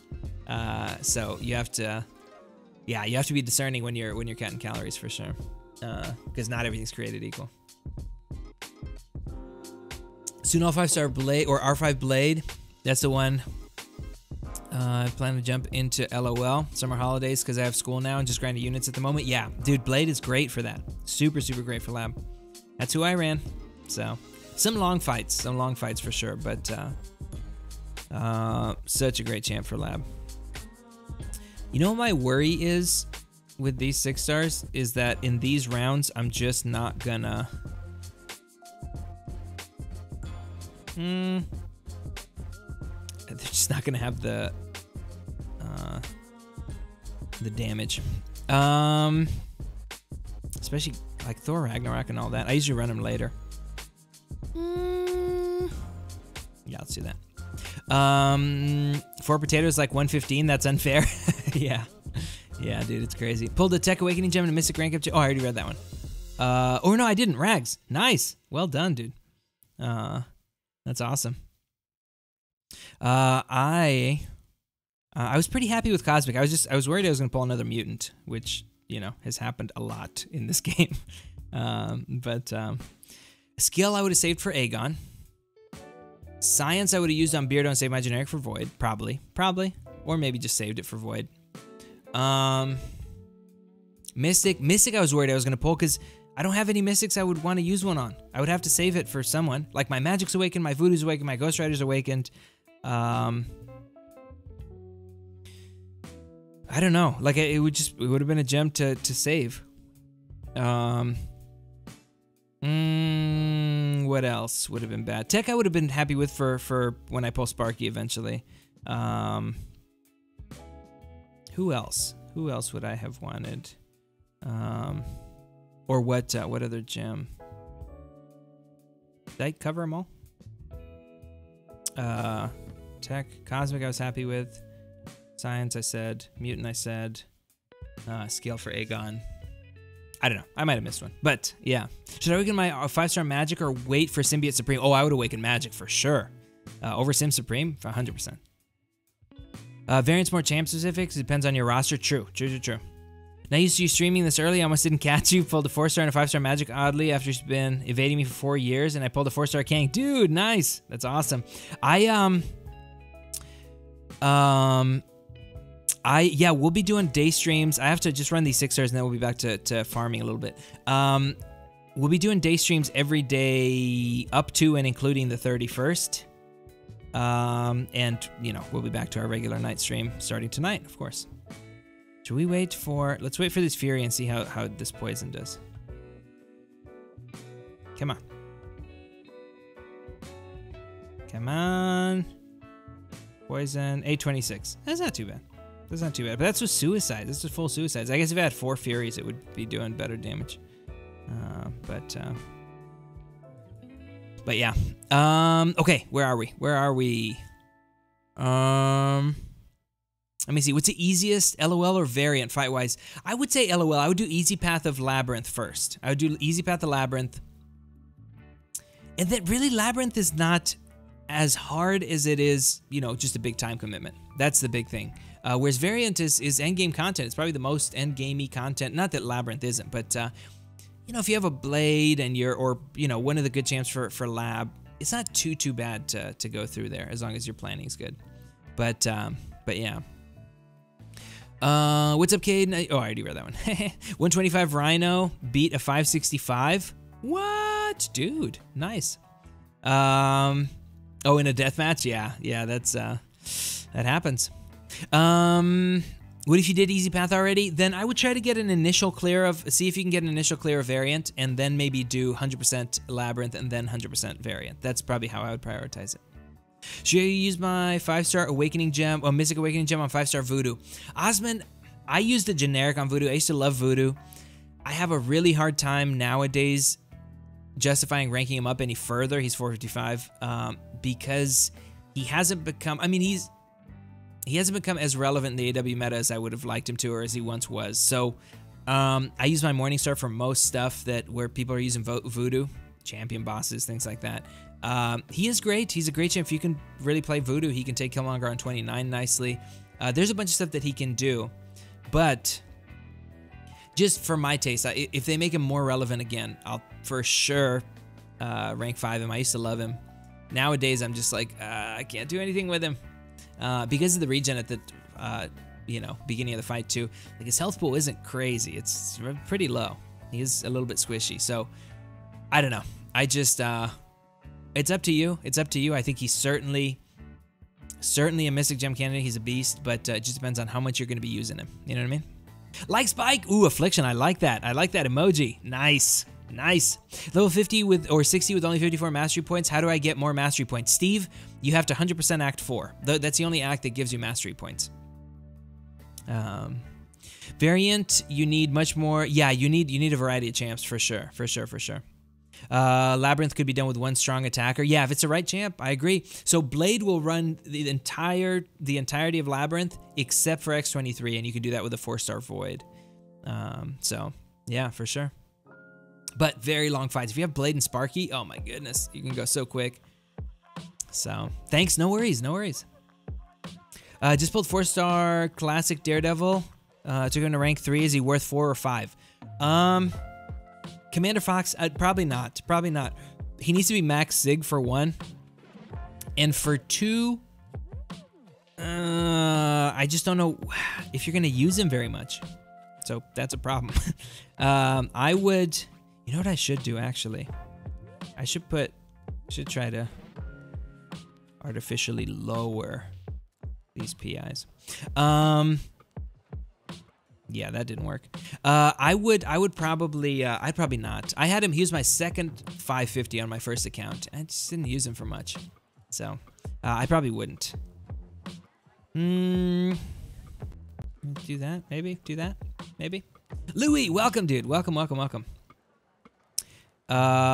It's not amazing, but I can actually start using King Groot in Arena now. No suicides and no furies. As a 125 taking for 275.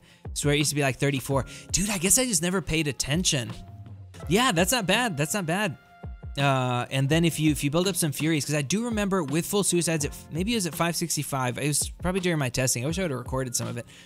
I think he was taking for over 2K. That would have probably been at 4 furies, I guess, maybe. So yeah, that's not too bad, right? But yeah, it's tough, man, because the cosmic class is so loaded, you know. But yeah, it's nice to actually be able to use him. Dude, let me line up a parry here. Let me line up a parry. There we go. Barely. Now punch into me. This guy's got max limber too. What a darsh. Nero. Thank you. All right. Still never ranking for anything but arena though. Yeah, for sure. I just pulled him as a 6-star the other day, which I was fine. I mean, it's a new champ. Unless I dupe Corvus, it's all like, you know, new champs is obviously the thing we're all after with 6 stars. But a Corvus dupe I would love. In fact, if I dupe my 6-star Corvus, even though my 5-star is decently high sig now because I was saving all those 6 stones for him, I think I would just rank the 6-star. I think. But I'm actually not. I'm at a point where I probably would. Dude, can you launch something? I probably would rank both up eventually to, you know, that 565 or higher level. Bring me a higher love. Oh, no. Bring me a higher love. Is that what it is? Bring me? So my 6-star King Groot is useful now? I don't know. It just depends on, well, maybe not against poison immunes, but maybe other peeps? Maybe? I don't know. Is it time for a haircut? What do you guys think? Time for a haircut?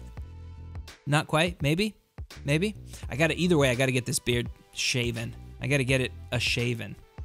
Problem is too, I have the goatee. I always have the goatee when I start growing it, so this is just slightly longer than the rest of it. And I'm like, how am I supposed to clip that so it's even? I don't know. Scissors, I guess. I have R5 Blade, R5 Star-Lord, and I'm gonna use, oh, dude. Oh, R5 Blade and Star-Lord? Forget what I said about Sparky. R5 Blade and Star-Lord is the dream team. You can get yourself infinite parries for Star-Lord too. Oh, dude. Yeah. Oh, I would 100% lab next then. I would 100% lab before trying 100% variant. That's crazy. If you haven't watched Grand Scheme's run through, so it was last Christmas when they gave rank down tickets. So he R5'd to Star-Lord and then ranked him, like finished lab and then ranked him down to R4 after that. But dude, those fights were so quick and so fun. So if you already have rank 5 Star-Lord, yeah, bring Blade in there. Yeah, you're gonna have a fun time. I wish I would have. I mean, I don't wish it just because like there would have been very limited utility for us for an R5 Star-Lord beyond lab. But what are we at? Oh, is this incapacitate? Yeah. I would have loved to have an R5 Star-Lord for lab. Would have been a lot of fun. Bam bam bam bam down down down potato. Bam bam bam potato. All right, come on. Can you launch a special now? Launch a special, please. Come on. Yay! Bam, incapacitate yourself, sir. Oh my gosh, this is just slow type of fight. Oh my gosh. Oh, hold on. Someone just subbed. Hold down. Okay, incapacitate yourself. Done. All right. Who just subbed? Anthony, dude. Welcome. You're nuts. He still sucks. He was suicides in arena.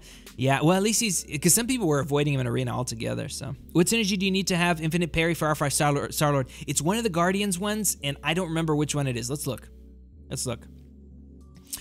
Bring me a higher level. Oh, we can't look. Can we look? We can look. We're just in ROL right now, right? Yeah. Let's see. How does infinite parries work? Just high perfect block and a domino and so parries do scale with perfect block for what's his name? For Spidey, it's just that one, you know, obviously the Miles one increases all debuff duration, and because they don't have masteries, it just doesn't scale infinitely. I think it's probably the same in War, but because of masteries, like because I don't think it's I think it's a linear curve as far as like the reduction, because even in lab, you still have a teeny in with any champ, but you have to be so fast. And when you extend debuffs just a little bit, all of a sudden you've got all those ins, right? But with what was the? Let me see who it would be. So Let's get Star-Lord in here. Let's get... Because basically now you can afford to bring... Yeah. You could afford to bring the entire Guardians team. Would you still be able to get it while bringing Blade still? Let's look. Let's see. So, Rocket. Groot. Drax. I don't have him as a 5-star. And Gamora. I don't think I have her as a 5-star either. Gamora and Drax. Okay, so who gives whom? Oh man, it's just because of all the... Oh, that's armor. Oh, plus 5% perfect block. You get more perfect block. So I guess it's just the extension of it. Oh, dude, so much perfect block. So I think you'd still be able to get it just fine, even still bringing Blade. I think. Dang, so much perfect block. That's crazy. Yeah, so I think it's just because of that, because of the infinite. You just don't have enough attack rating with that team, you know, to run them at R4. So, or do you have any attack rating with that team?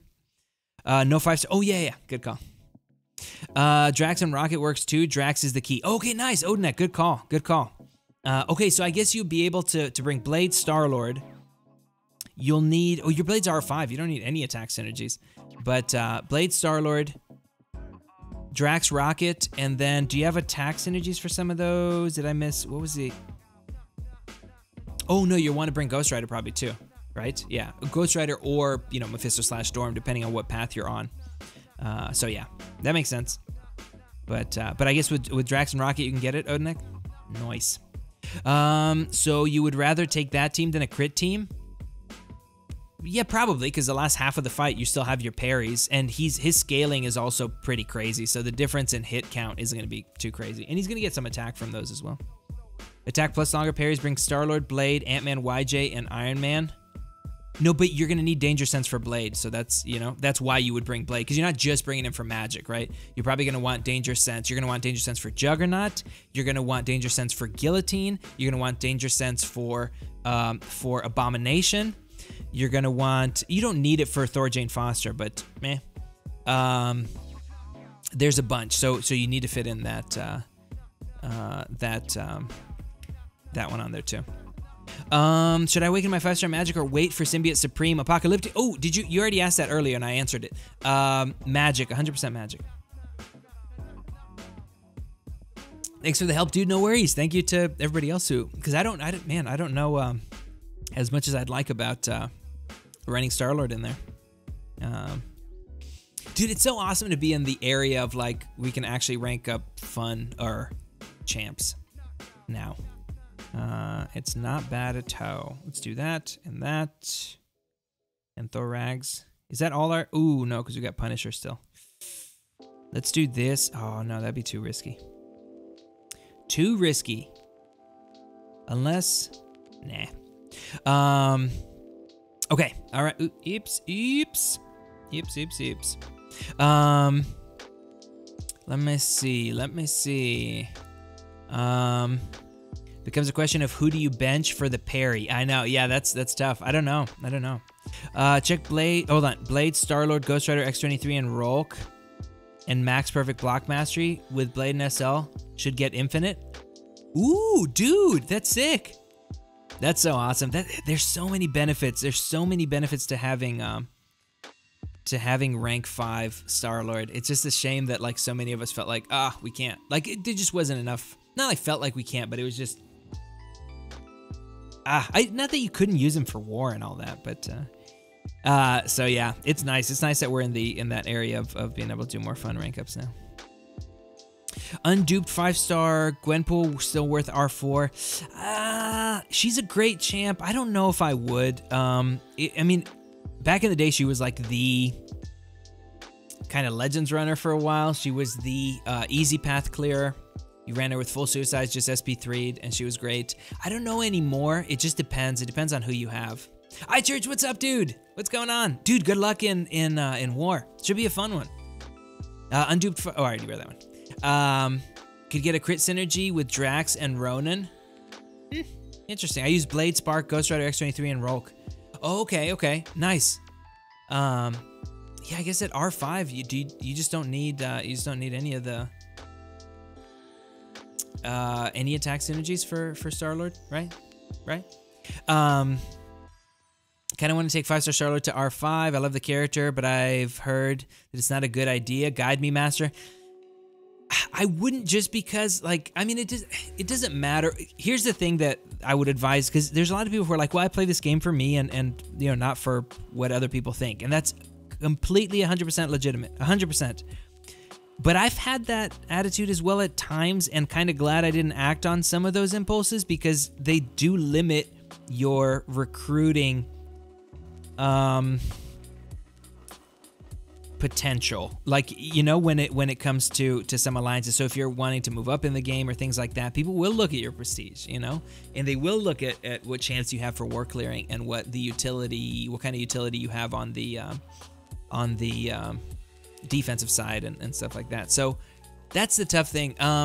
He's super fun. He'll make Labyrinth like nothing, but when you only have a few rank 5 like resources to rank a few champs to rank 5, I'd be super discerning with it, you know? I would just see someone that checks as many boxes as possible is who I would rank. Richard, what's up, dude? What do you think of Hela? Lucky Fly, I think she's a damage monster that's completely impractical to play in most game modes. If you can play her like Scott Lang, and you can do so over the 40+ hours that Labyrinth takes, great. You're going to need her at R5, though, because you need to run her with Cosmic Supremacy in order for her Furies to be long enough. But otherwise, I'm not a huge fan, because of that big but, which is you have to play her really, really, really well, unless you want to get popped in the mouth when you're loading up heavies. So Polymation said Star-Lord is whack in my opinion. Polymation, I would love to hear your in-depth your point of view on that. Why he's whack. Let's debate, club. Loving big butts. Oh, Demihawk, dude, I'm telling you, that's I feel like most of the peeps who rank up Hela probably feel the same way. She's got a big butt in this game. Is a ding on most MCSC resumes. I call it a resume because that's what it is really in recruit. It's true, dude. And I've had that too. I'm like, man, but I want to rank the fun champs. I can tell you. So when I knew I was, you know, I was done with the scrolls and I was done leading and all that, and I love the scrolls, but I knew it was just time for me to do something new, because I would have never been able to be just a bystander, but I couldn't do officer leader stuff anymore. It's just time consuming. That phase of me playing the game that way was over. For at least for that time, I have no desire to go. Oh no, don't do it. 6-star points. No. That's it. That's how you lose 6-star points. But I would say there were a few points where I wanted to do that, but when it was time to leave, and I didn't make any arrangements before I left the scrolls on a different alliance. It was a very, like, I knew that if I was gonna go anywhere, like For Loki was the place I wanted to go. There was no question, just because like they do things legitimately. A lot of good dudes in there. I had buddies in there, so I, you know, between Cam and Brian and Taters, I mean, people who I was decently close to. But I think I barely got it. Like, prestige was a big issue. Had I made even like one decision differently, I don't think I would have. I think I would have been playing the waiting game. And honestly, at that point, I was like, I don't want to go to a different Master Alliance just so I can wait to get into For Loki. So it's that kind of thing. You know what I mean? Do you have a video on the 4-star featured Infinite Streak? I do not. Basically, let's say rounds 9 through 14, you want to be very careful, run your top champs, and then 14 or 15 through 20, I would run at least 550s, if not higher, and then you're safe after that, pretty much. I would run one 550 and 2 125s from then on. Got to close the app. Oh, Jay, I've never done that. I've never done that before, and I don't plan on starting. It's just not my thing. If you die, you die. That's just how it goes. Okay, let's see if we can waste these 6-star points too, so we can jump into farming again. Here he is. Tech class generally weak. Star-Lord has no immunity, no regen, no ability accuracy reduction, and his L2 relies on RNG too much for me. Yeah, so he's certainly not like an AW champ necessarily. He's you know, like arguably the highest damage champ in the game, because now you got champs like Aegon. He's got crazy block proficiency, and nobody at R5, nobody can clear Labyrinth like he can. So you want to make sure that you put a square peg into a square hole. But I wouldn't call him whack. I would say for what he does, he's one of the best champs in the game. But yeah, probably don't try to fit him into something he wasn't meant for. That's the thing. Kind of fun, but he's no Venom the Duck fun. Yeah, that's true. That's true, dude. I haven't gotten to try him at all, at all. V the D. I mean, I need to. Do you know if the profile pics will return once they expire in the shop? I don't know. I don't think we've heard anything about it. But maybe they will. Maybe some of them. Some of them seem to be sticking around for a while too. So maybe. Who knows?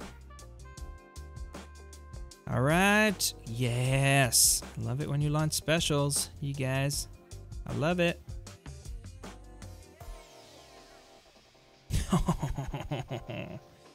What's up, Kate Phones? What's going on, dude? I had a few refills expiring, so I decided to head into 5.4. Ghost literally walked straight through 5.4.1 to 5.4.3. I love her, dude. She's such a beast. She's such a beast. Yeah, she's crazy. Star-Lord's a future Hall of Famer at the end of his career, kind of like Tom Brady and Drew Brees. Yeah, I would say that's very accurate. And who knows, dude, what the future game modes hold and how much, you know, maybe he'll have a lot of utility again in the, you know, the next version of endgame content like Labyrinth. I don't know if they're planning on doing it, but I'm guessing. So I think he could have a ton of utility in that. Although I get a feeling that Aegon's gonna have a lot more. But yeah. Lagging? Is it lagging? I'm not dropping any frames. You know what? YouTube has been really, really bad recently. What I would do is turn down the quality setting on the thing, because it's probably on YouTube's end, so. Refresh or hit the live button if it's for, oh, okay. Gotcha. The lagging for YouTube, oh, okay, so it is like, yeah, YouTube's been funky, man. Like, I feel like a lot of my streams, sometimes I take it down to like 360 or 240 just to for it to run smoothly. Live button and it worked, yeah. It's so weird. That's so weird. All right. Come out. Was it Thursday? Because Brian was going for the 3-star for a second while I was driving, because I was driving back up from Atlanta. I was like, is it Sunday already? But turns out it's not. It's not Sunday.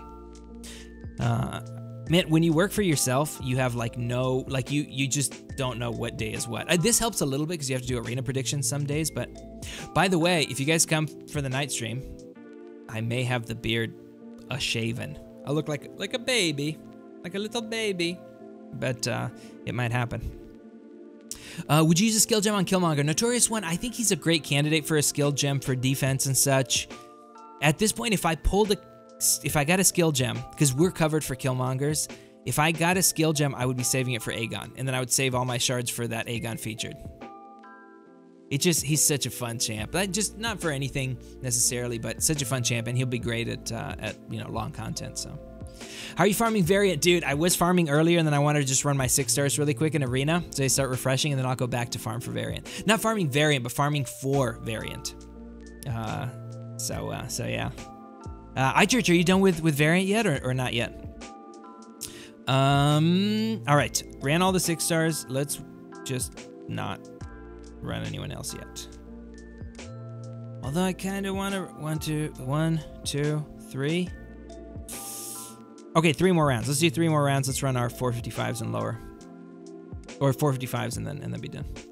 A few refills. Decided to head into... Dude, I read that one. Yeah, that's sick, dude. That's awesome. You got a skill gem? Nice, Richard. Ooh, that must have been when it was lagging. Dude, congrats. She's a beast, man. She is a beast. So, well done. No, it's even weirder. Every night after, after like 8 to 9 p.m., the game lags worse than usual until I just can't take it anymore and go to bed. Does it do that. I've noticed a bunch of lag recently, just here and there, and once in a while it'll happen in War, and I restart my app, I restart my phone a lot of times if I'm about to run War, and still there's some like sketchy moments where you're just like, it's just like hanging a little too long, and it's scary, scary stuff. But what can you do? Shablam. Jan. 100% all content, waiting on Act 6. Ooh, nice, dude. You need someone to talk to while farming so you don't go insane, let me know. Dude, yeah, do you wanna hop in? Let me hop into Influencer Zone here. I was doing it earlier, but dude, I'm so bad at doing both because I can't look at the screen. So I'm pretty bad. No robot, no robot, are we good? Ooh, Joe, what's up? Louise, what's up? Really doing the maze. I wouldn't bother spending my time doing the maze since the rewards are trash. No, I will do the maze just for fun. I agree with you that the rewards are a little underwhelming, but I'm still gonna do it. I'm not gonna miss out on it. I was doing a little bit of testing the other day, and it was going decently well. But plus, it's like free AW practice, man. It's like all the AW meta defenders in there. Kind of nice. Ooh, is it Muerto Doce? Dude, welcome. No robot. Okay, perfect. You think they put lag on purpose to make people spend? No, I don't. I do not. It's in nobody's interest for their game to not function properly. Lags, what's up, dude? I think Brian's jumping in the Discord server, dude. You're welcome to jump in if you want. Is Brian? What's up, dude? Dude, I'm probably gonna shave this beard by tonight, so you're gonna want it. This might be the last time that we speak and I'm bearded for a while. Oh my god. I know. I feel like there's so much that we have to say to one another. Yeah, we gotta cover someone. Dude. Say it now or forever hold your peace. Like, geez, way to put the pressure on. Like, I know. Thought we were just going to get a slice of pizza, and all of a sudden now you're telling me come over and meet my parents. This is the last opportunity. You know? Yeah, you get to speak to this beard here. So I don't know. Okay. I don't know, dude. I can never make it like past this phase. I'm like, it's itchy, and I don't know. And then someone's like, you look a lot older with a beard, and I'm like, no. It's like a final straw. Yeah. But, I mean, it looks good, but it looks good with or without. You know? Oh, you're too kind. I think it's. I don't know, man. If it's all right. Like you really have to grow it for like a little bit longer for it to like kind of bush out a little bit. You know, bushing out. But I don't know. I just don't have the patience. I think the problem is that like if you grow it too long, then the first time you shave it, that's a pain too. You're like, clippers and. I don't know. Yeah, kind of have to do like a double shave kind of. Yeah, thing. Yeah. It's tough. It's tough all around. First world problems. Dude, how was your trip? Pretty fun. It was good. It was great. Got to see the family for the first time, and well, I guess I saw like my immediate family at Comic-Con. Yeah. Who I stayed with, but like some of my cousins and some of my aunts and uncles and everything haven't seen those. People for like 2 years. That's awesome, dude. Yeah, it's catch up with everybody. It's always so fun. I feel like the plus I don't know, like for it's so late when I stream that I love doing it, but like when you have like nights off, you're like, whoa, I can go to bed at 11:30. What? So that was nice too. I tried to like completely stay off of YouTube because I knew if someone was streaming, I'd want to be in there. But yeah. I actually almost streamed yesterday. Oh, really? And we were like our plane. It seemed like our plane was boarding early. Because it boarded like over an hour before it took off. And I was like, wow. If we actually leave early, then I guess I could maybe do a stream. Yeah. I didn't realize that they actually still had to wait until the time it said on the ticket. Yeah. Which makes sense. That'd be pretty annoying if they left early. Yeah, because I think a lot of times like the arrival gate and stuff still has the other plane. Whatever at there. Yeah, that's crazy. I feel like it's probably like the best time to be in New York City too, right? Because it's only going to get colder and more miserable from here for the rest of winter, right? So. Probably, yeah. It just seems like every time I visit like in November or December, you're like, oh, it's cold and it's nice. And then every time I go in February, I'm like, why am I here? It's like windy and humid and so cold, and it's crazy. Yeah, they started throwing around that term polar vortex. Oh, really? That area hears on the news all the time. Yeah. Oh, the polar vortex is setting. And like, what? Dude, it's like the most intimidating way to describe cold air. Dude, I bet. Sounds awesome. I remember going down to, is it Battery Park? Is that what it is? Battery Park?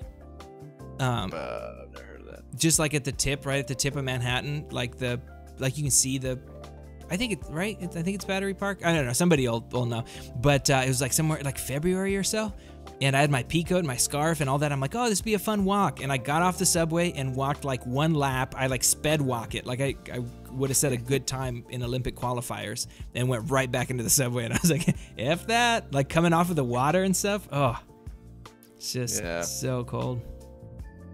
Time to get back to chat. You've had your fun. Now it's time for our fun. Richard, I'm looking at chat right now. What will Wasp go for? Brunt, I'm not really sure. I'll have the predictions up by tonight's stream. I can, here, I'll have a little look-see. Just because if I do them now, then I'll have to do them again tonight when the prediction crew sheets are out and I have to actually input them. So I try to just do them all at once. But let's see. Where's our basics? I would say she's gonna go somewhere around 3.2, 3.4. Captain America Infinity War went 3.4 first round, 3.1 second round. I think she'll be around there. I think a lot of people want to pick her up for Ghost. Maybe we'll say 3.4. So that would be my guess, but I'll get the hard predictions in tonight. Where you can see the Statue of Liberty. Hold on, Mary said. Wait. Is it Battery Park? Does anybody know? Okay, I'm gonna look it up. I think it is. Let me see. Battery Park, New York City. Oh, is it just called The Battery? NYC. The Battery. Yeah, Lower Manhattan. Yep, it's just The Battery. Okay, nice. Yeah, crazy stuff. Okay, I've got, man, I'm like, I'll just do like some quick champs. And then I was like, well, I may as well run the 455s and all that. And I gotta get back to arena farming. It's, if my screen. Castmaster's got some high PI. It's suicides too. And I sigged him up decently. I was putting my skill stones into him for a while. And then I was like, wait, why am I doing this? Because I had no one else, but I was like as soon as I've got 5 R5s, like he's not even in my top 5, even without 5 R5s, but I'm like, this is not going to be, like, it's not going to make any sense for the future because I'm not R5ing this guy, so I stopped. Yeah. But yeah, he's pretty high sig. I think he's got to be close to 100 or something. Which, if Cam's around, I'm sure he just had like a little mini orgasm. Oh yeah. Dude, he loves him so much. I don't get, like, I'm just like, I can't love him like you do. I just can't. I don't know. I've tried. Yeah, I think everybody has that like one champion that no one really gets why they like, but you're like, I don't care what you think. I love this guy or girl or whatever. Yeah, yeah. Is yours Venom the Duck? No, Venom the Duck is a monster. All right. Once you get some experience with Venom the Duck, you'll see. Yeah, you'll see. No, I like him. I think, because I think there are champs. There are champs that people are like, I don't know, irrationally passionate about, like Proxima. But then there are champs that are going to say Wasp. No, oh yeah, Wasp too. But then there are champs that I'm like, I feel like they're butt, like why people are kind of like, I would love her, but or him. Is small enough to where they're just a beast. And I feel that way about Morningstar. But I know some people are like, I don't like building her up. But I'm like, it's like 1.5 fights until you're at 4 souls. Like, not that bad. But I don't know. Yeah. I don't know. It's like, where do you draw that line? Because there are some people like, I don't know. I don't want to feel like the guy who's just like, I like her, but I'm like completely irrational about it. But I think there's a difference between being like Morningstar's a beast and being like, I think She-Hulk's underrated, right? there's got to be a difference in those two opinions, right? I don't know. Oh yeah, definitely. I'm irrationally passionate about Hood. I get it. Ah, gotcha. Yeah, there is a Hood fan club out there for sure. There is. He's one of them. Definitely. Yeah. It's I think it's to me it's always like just like how many boxes do they check, you know? And so if there's better champs in that class that check more boxes, I'm like and that was always the problem with me with Hood. Like he's great, but why wouldn't you Fate Seal with Sim Supreme or stagger with Sim Supreme while you bleed him to death like crazy, you know? So that kind of thing.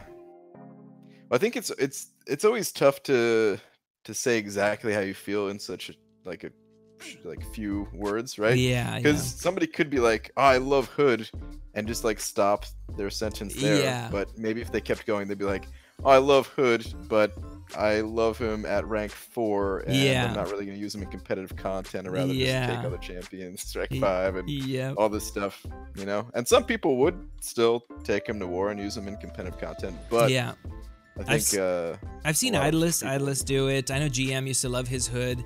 And the thing is, though, I don't think Idolist is in here, but you know, you also, you know, Idolist is a guy who loves his unique champs, right? I mean, I don't think like it just depends on how paths line up and all that, and if you've got a Medusa on, you know, the debuff immune mini, and like Hood might be your best option, you know, like if you don't have somebody in the group with a Morningstar or something, whatever, you know. So I think it's that kind of thing. I think there's a lot of it's kind of like when somebody's like, who should I rank, this one or this one? I'm like, oh my gosh, I need so much more information than that. Like, who do you have? What do you need? You know.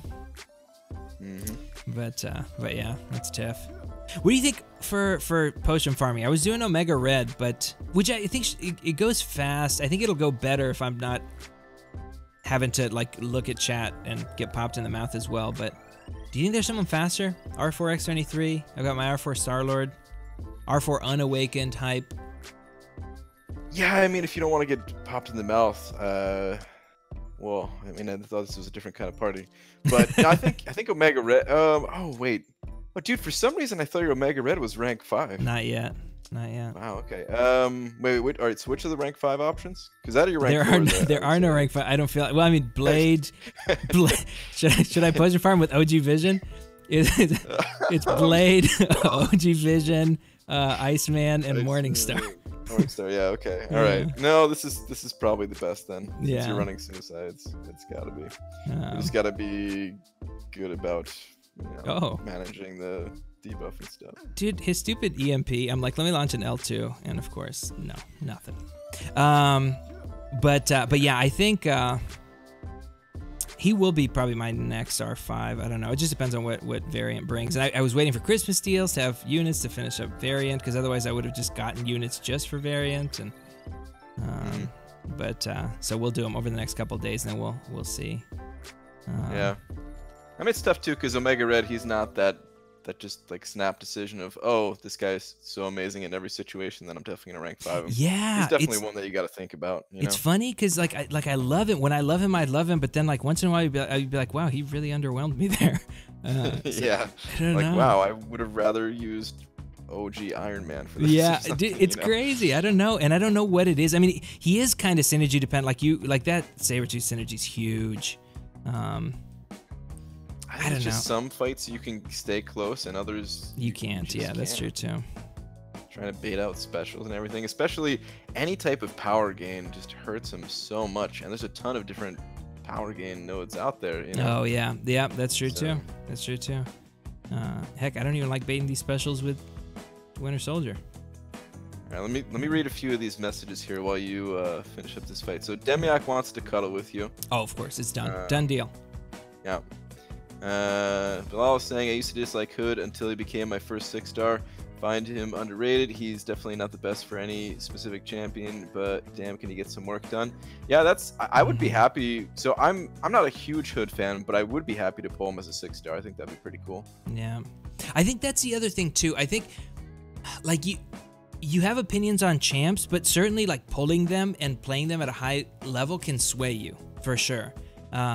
I think I always say this. I think most champs are rated about where they should be. So I hate to use the term underrated because people use it for all sorts of champs, but overlooked. Certainly, there's a few that are overlooked. Certainly.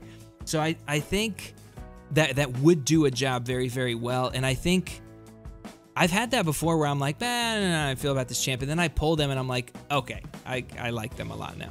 So yeah, or there's just champions that you know are decent, but you just feel like I can't really justify giving them the rank of materials. Yeah. So like Hawkeye for me is a good example of I know the champion is good. Yep. Especially he's got a new synergy with Darkhawk, but even before that I knew Hawkeye was a good champion. Yep. But it's just, when rank of materials are tough to come by, Yeah. I couldn't really consider taking him up past rank 3. Yep. But if I ever got him as a 5-star, where he's just automatically a 455 basically, Mm-hmm. I'd be super happy about it. Yep. Agreed. 'Cause I know he's good. Yeah. Yeah, that's a tough thing. I had thought about ranking up gold for variant and stuff, and I'm like, dude, I'm gonna pull him as like my next 6-star then. Like, it's a Yeah. really tough, like, those characters. Same with like Nebula, like all these great characters that I'm like, no. Especially if they have like cherry on top dupes. I'm like, I would rather just wait to pull him as a 6-star probably. But Yeah. really tough. Yep. Ooh, somebody, Richard said that Hood's regen is really powerful. Yeah, GM used to love his regen as well.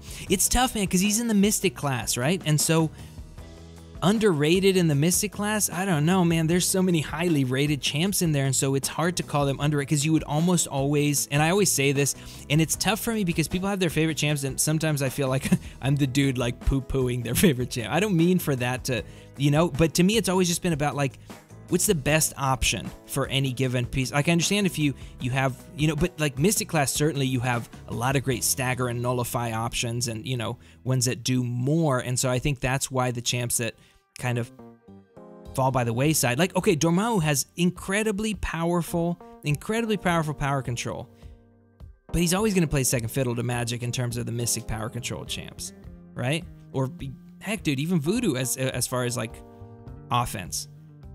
So that's the tough thing. Like, it's who checks the most boxes, and are they the best option, or are they just a good option for that? Because if they're just a good option, you have no one else, well, for sure. But it's just, that's the thing. And it was the same with Archangel, right? You've got a huge community of Archangel fans out there, and I'm like, dude, I'm with you. He's phenomenal. But what he does mostly is questing, and there's so many champs that can do that, and now the game modes are spreading out more, which is nice. But that's the tough thing. We just had a long convo the other night on stream about Archangel, and then I brought him to the following war, and I was like, okay, anyone who watches this war video know that it's just for a synergy. Like, people are like, oh yeah, really? And you bring him to war? But it's just that mutant damage synergy, that special damage synergy. Yeah. But yeah. Esmer, welcome to the Cade Day Stream. Today, Cade tells you why the champs you like suck. I know it feels like that sometimes. I don't know. It's tough, man. It's tough. But no champ. Well, okay, I won't go that far. I was gonna say no champ sucks. There's some champs that really suck, but it Yeah. it's just, I don't know. I always say this too, but it's tough because like when you're planning for a battle group or something like that for war, I'm never thinking, okay, which one of my guys has a Beardo, right? So that's the problem. Like, you're thinking about the champs that are like necessary for a lot of stuff, I am frequently, like, I don't do it anymore, but I was frequently thinking, okay, who's got a Void, who's got Spark, who's got Blade, who's got Magic, right? Those kinds of things. And so those, Corvus, they just end up being, not that you can't clear with others, but that's just most of what you're thinking. And certainly there's, I've said this before, but there's some paths that you just can't take without Void, for example. So that's what determines like whether they're a meta champ or not, right? In those game modes, at least. Yeah. Cade got Tech Gem from Christmas. Thoughts on using it on OG Vision? Already Sparky rank 5. Only other option I feel would be Darkhawk if I get him in like 6 months. Ooh, what do you think? Cause Brian loves Darkhawk a lot. I do, but I mean, he doesn't have him, so he's like saying, well, maybe in the future. Yeah, would you say right now? I mean, if you're gonna use OG Vision, I talked about this earlier, and I try to bring it up as much as possible. Like, are you do you have a use for OG Vision, or are you just trying to figure out a champion that you can, you can just use this gem on, it's burn a hole in your pocket type of thing? Because if you don't have an immediate need for him, then why not hold out?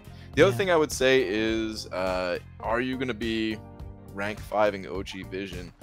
Because I do think he works really well at rank 5, but he does become a lot more difficult to use at like rank 4. Like his damage output is not great. Fights are going to be very long. Still usable, but it's a huge difference between rank 4 and rank 5. Yeah. OG Vision, I would say.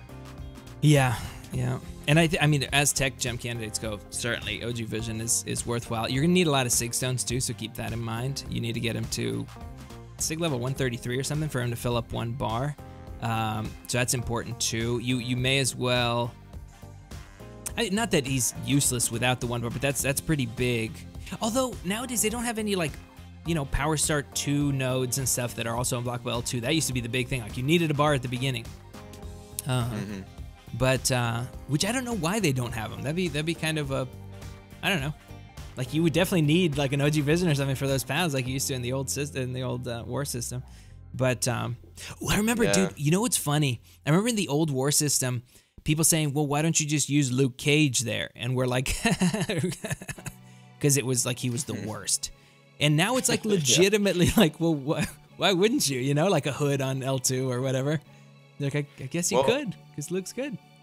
Yeah, like that's the thing is now we have a lot more options to deal with something like that. Before it was literally like, okay, do you want to use OG Daredevil or OG Vision, or like that was pretty much it, right? There wasn't many options. Now it's like, dude, there's a lot of options. I mean, Ghost. Oh, true. Out there. Yep. Yeah, that is kind more of cool. evading champions like Stark Spidey. Isn't like, there? I'm not. Doesn't someone give Hood this synergy where he's phased at the beginning? Where he's phased? I think so. Yeah. Could you use him for that? That might be Ghost that gives him that. I'm not sure. Yeah. Yeah, I don't know. There's just kind of. Yeah, we do have a lot more options now. I don't know how big a fan I was of those notes, just because I did take that fight a lot. Yeah, it was kind of crazy because like if you didn't get the parry off from the beginning, like let's just say they just straight out of the gate just boom pop the special 2, and it felt like you just lost your OG Vision. You could do about it, dude. And Hood did, especially when like the higher, like the 5-star started coming into the game. Like you're just like, ow, like that L2 would just destroy you. Like you just didn't have health after that. Yeah, I feel like at the highest level it probably wouldn't matter because we're gonna be boosted up, and if we get hit, and now they have invulnerability boosts and stuff like that. Yeah, so true. We'd figure out ways around it. But I feel like players maybe not at the highest level, that could just be a roadblock. Yeah, that's true. Cyclops on Thorn still gives me nightmares. Yeah, dude, that was super cool. Me too, 100%. And Juggy. It's good times. I still remember when like Juggernaut, like when the 455 Juggernaut started coming into the meta, like as bosses or as that top mini, and man, you were just bringing like World War II cap, and just going back in and go back in. The Quickshot had a video where he was just like cussing up a storm, like it's his war video. He's just going back in. Because you get caught in the corner and you can't do anything, especially with the old MD. You're just like, you're inevitably gonna miss a heavy, plus because you're dexing so much, it's all L1s and heavies and L1s and heavies, and it's just bad times. Yeah. I think I feel kind of bad. I don't remember the exact story, but I remember like that was somewhat shortly after when he joined For Loki, and it might have been one of those situations where it was like, okay, we're gonna let you in, but you're not like you don't have like the most stacked roster, so we're gonna let you in, but you're gonna have to handle this path, and it was like some nightmare path kind of thing. And he handled it really well. Nice. I think that's what happened at least. I think Gran was saying the same when he came through town. I remember us talking about that because I was like, I honestly couldn't remember if it was Gran's video, but Gran doesn't really curse. So if it was Gran's video or Quickshots, I just remember it being funny because he was just like F-bombing left and right. You're just like, I gotta go back. You gotta pay the piper. Like, oh man. It was the best. Juggy bringing back horror story. Oh, dude, yeah. And so defensive synergies did work at the time, right? Once in a while, someone would be like, oh, I don't think they ever worked. And I'm like, no, I think they did. Like, I didn't know. Because I thought I remembered us using that revive synergy, whatever it was, like Hood or was it Mordo and Dorm and Hood and Juggy or something like that? Remember that one? I remember it, but I actually never saw that synergy go off a single time. Oh, okay. And I fought a lot of Hoods. You know, I fought a lot of Mordos, a lot of Dormammus.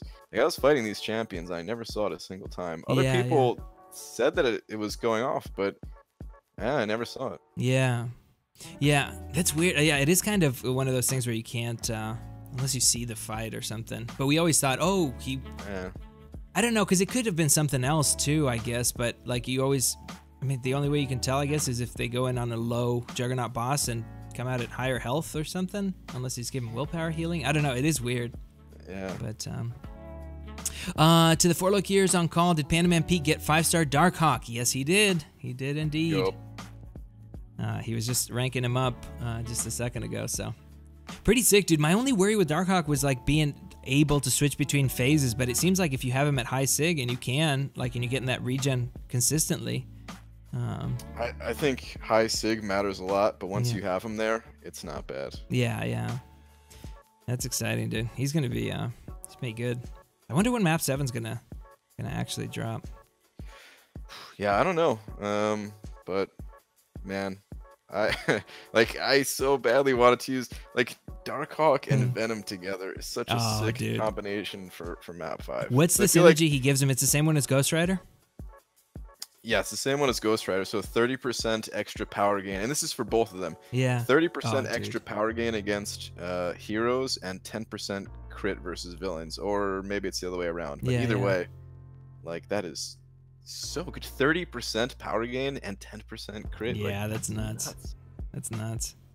Especially for Ghost Rider. I feel like the only problem with Ghost Rider, because they gave him 2 great synergies with this month's champs, but the problem is like, well, you can't really run Ghost Rider without, like, you can, but the first time you do again, you're gonna be like, I hate this so much. Like, it's when you try to proc 3 regions and none of them work, you're like, what is my life? So yeah, it gets it's almost like running Ghost Rider against that Domino on Starburst path now. You're just like, oh, no regen this time? Cool. So yeah, it's bad to do it this morning. I'm like, should have brought Gulk. Although, dude, Corvus is freaking tearing it up, like between Biohazard Path and all that. Like, once you have his missions, I feel like he's going to be an MVP for... And I think they know what they're doing. Yeah. They did set up missions for him and stuff. I think they want to take some of the Corvuses out of AW, and this is one of the ways they're doing it. Yeah, I mean, I think he's kind of naturally dropped off a little bit. I think so too, yeah. I think people are realizing that there's been a lot of deaths to like chasing missions. Yep. That it does get expensive depending on the path that you take. If you have to keep switching masteries, if you have the right path and you don't have to keep switching masteries, then it's awesome. But... Yeah, that's true.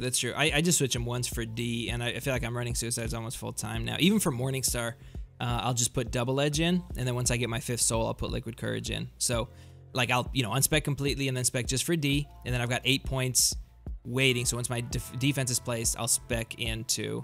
Well, I used to do Greater Strength. I know you don't like Greater Strength, but the fact that I can get everything in, and I know it's extra points for sure. It's extra points, and for sure you're not getting as much bang for the buck. But at the end of the day, once I've got all my points in, I've got 4 MD, I've got my Scatter Lens, I've got Max Limber, I've got Max Willpower, I've got that same attack, well, 8%, a little more than I would from Glass Cannon, but I get to keep, almost 10% extra health. Pretty happy with it overall. Like, there's a couple compromises, but not many. But nowadays, dude, she's such a beast with Suicides that if you just, obviously Liquid Courage was a problem with her when you're capturing souls, but if you just spec single Suicides, once you're at 5, just pop those last 3 points in, and Arena's like always fun, and I don't know, it's like a best of both worlds kind of setup. Yeah. But my dream would be to have like a very Suicide friendly setup. I was actually thinking I wanted to, this is probably, I'll probably never make this video, so at least I could talk about it on your stream, and not on mine, and people won't complain as much that I make it.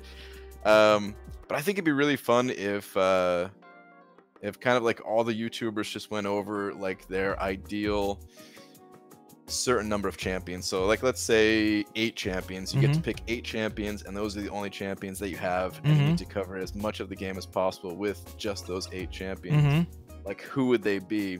And I was thinking, well, I'd want to have or wait, I meant, well, oh, never mind. All right, let's just say 8. Anyway, I wanted to have like 2 different setups, like one very suicide friendly setup, and the other if I was not going to be running suicide.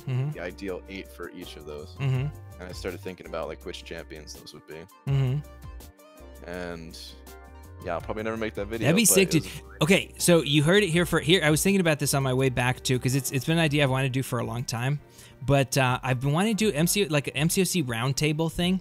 But do you ever watch those things? Those like LA, what is it? Like LA, it'd be like a podcast type of thing, but it would be like, let's say like 5 of us, right? So say, I don't know, you, me, Lags, Cam, Idolist, something like that. And it could be, you know, rotating peeps, and just have one major topic, but do it more like, okay, what are those called? The Hollywood Reporter, right? They do that with like the roundtables for like directors and all that kind of stuff. And I think you have to have kind of like a little moderator.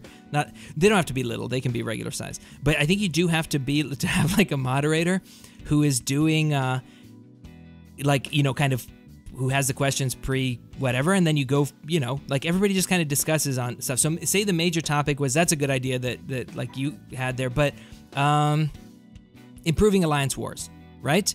And then everybody just kind of like thinks on that stuff and has their stuff, and we all, you know, everybody just kind of like, okay, well, what's the thing? Like, what would we want to change? And you have one person just kind of providing the. It's like a very. It's not like a. It's like a prepped podcast on a you know, like kind of an interesting topic, or gear, right? I feel like a lot of us would have like, you know, unique ideas about gear and what it would do to the game, and you know, if it would be good and all, you know, like that kind of thing. And there's so many topics you could cover, like that one, right? But it's in a long form thing, and you get a lot of like a variety of opinions, you know, because there's so many like good ideas that I've heard from other content creators on some of these topics.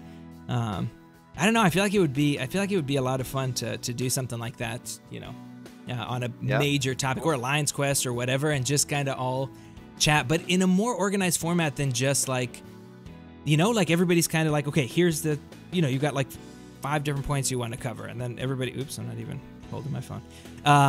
You know, so I don't know. I think it'd be a cool thing for some of the big topics. Cool. Yeah, that'd be cool.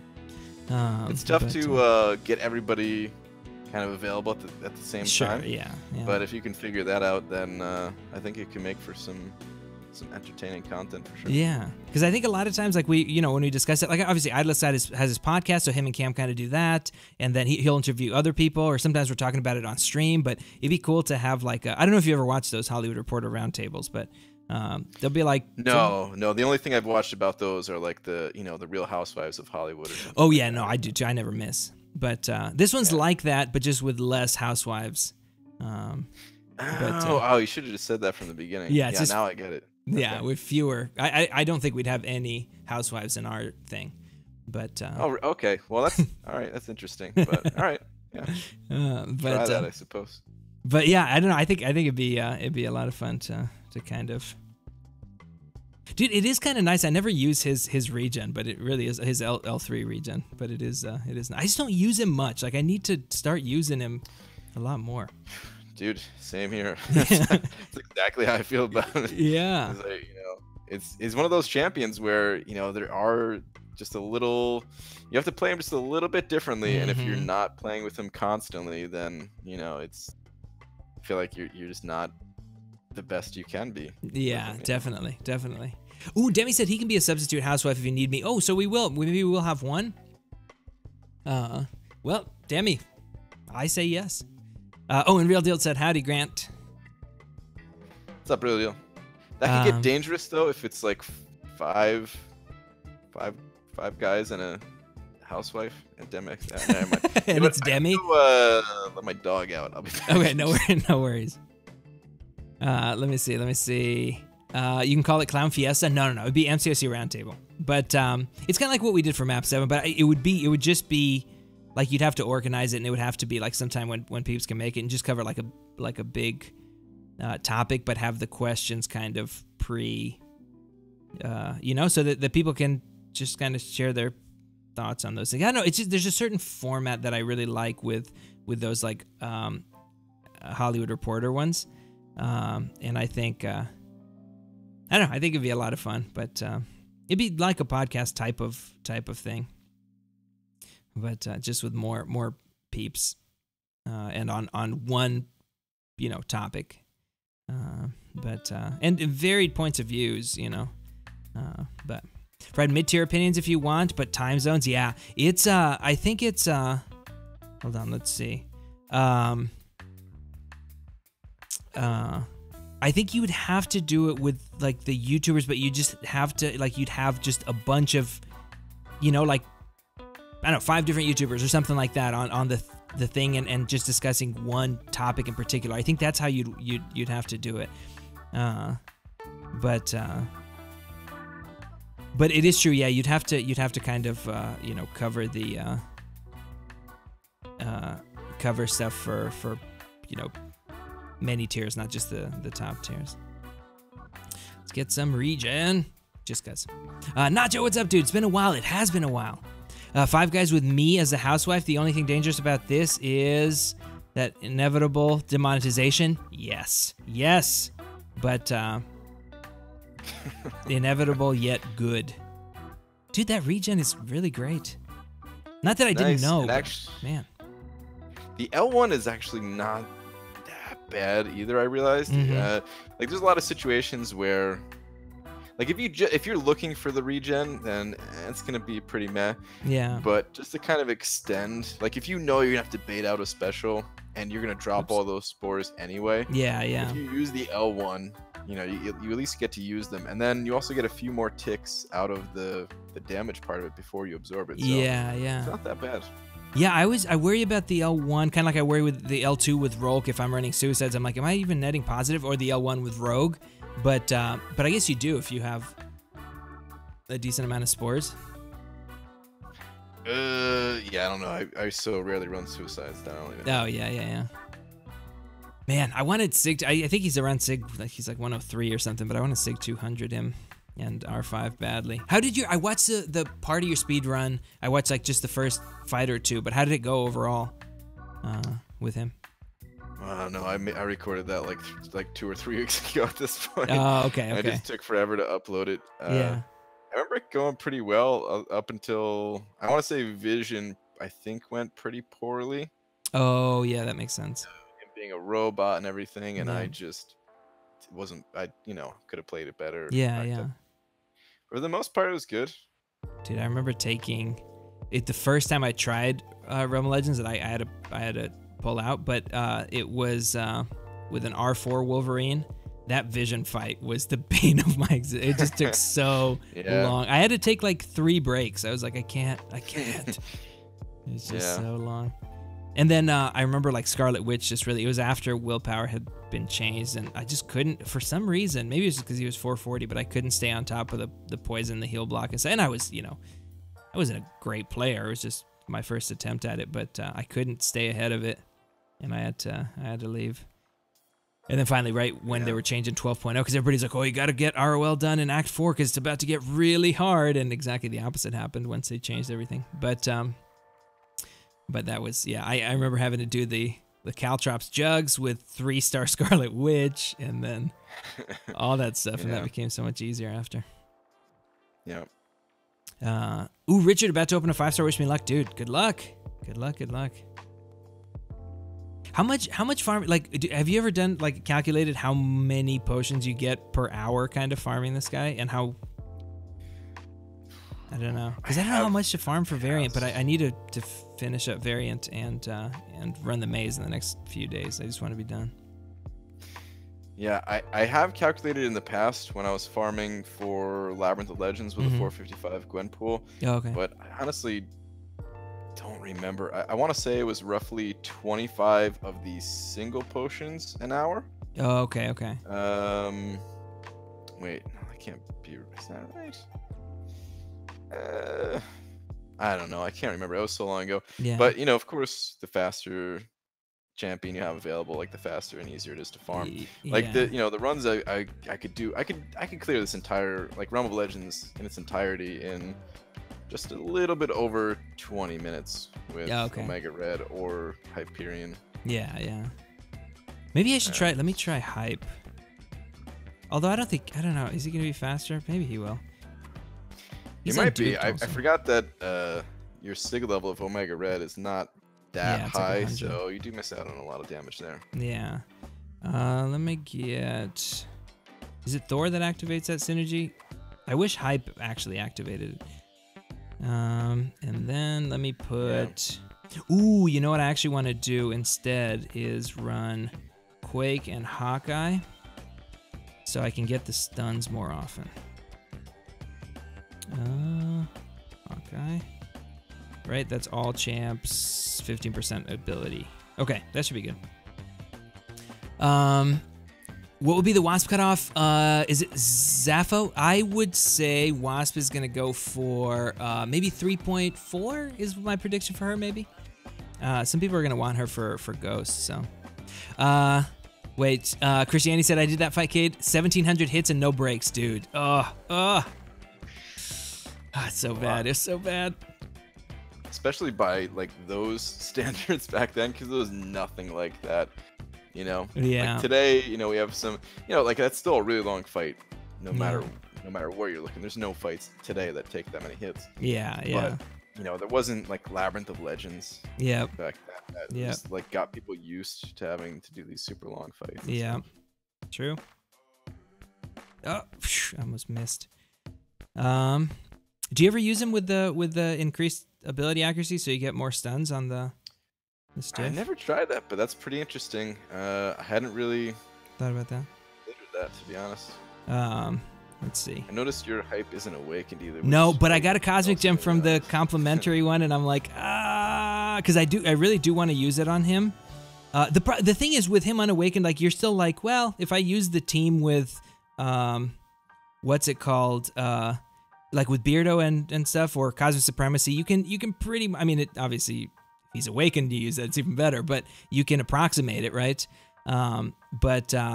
I kind of want to wait to see if we get a silver server and if he's cosmic, and then I don't know, maybe then decide on the gem. But see, we're getting stuns. Well, almost every time. We got everyone but that one. Yeah. It's so tough to say. After you're done with that fight, let me know. Because I don't want to mess with your rhythm while you're in this fight. Oh, I know you like to do the 5-hit and then do more L2s than doing 2 heavies back to back, right? All right. Well, yeah, I was gonna wait till you after done the fight. But basically, what I found to be the best, and I've tried a lot of different variations. Yeah. But after using a special 2, I do medium, heavy attack, and then 5-hit combo. Oh, okay, and that gotcha. Seems to be the best. Yeah. Yeah, dude, we got stuns. Let's see. I don't want to speak too. Okay, we got. Every time I say something, we don't get a stun, but we've got them on all but 2 of them, so not too bad, right? That's interesting. I'll have to try that out. Maybe if I do like an entire full clear of the place, since I already have like one video uploaded of it, that could be a good way, because you need to do it in something a little bit longer to really see. Yeah. I was thinking about that the last time you were doing it, and I was going to ask, but chat was going fast, so I was like, if you had ever tried it that way, because I know you really like the stun on the L2, so that's probably a good way to increase it.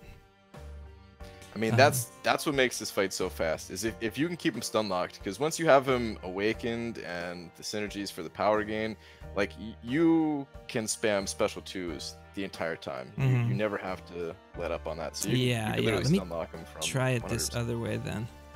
Your lack of special 1 usage is disgusting. Uber Soul, I apologize, my friend. The special 1's no good in this place, really. Yeah. No, I think if you can keep him, Seaton had that super fast skill. So if you're going for speed, I don't think he used a special 1 on that one. That was when he was testing the 550, I think, right?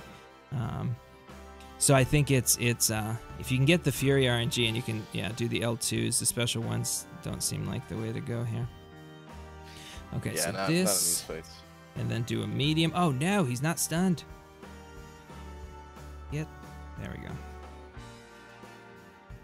It stinks if they start like throwing specials. You're like, no, I don't. Yeah, exactly. Let me do my thing. That's why you just want to keep them. Oh, pinned dude, up no, against the wall, stunned. no stuns there. What the H? What'd I do in L1? I didn't know. But he is fun. He's a fun champ to farm with, if nothing else. Like, it is a lot of fun to play with him. Yeah. All right. Awakened ability is pretty huge too. Like you definitely can use this guy unawakened, and I totally would have if I didn't get mine awakened. I would still be using him in AQ every single time. Yeah. Poison path and everything. But yeah, the awakened ability, of course, is awesome. Yeah.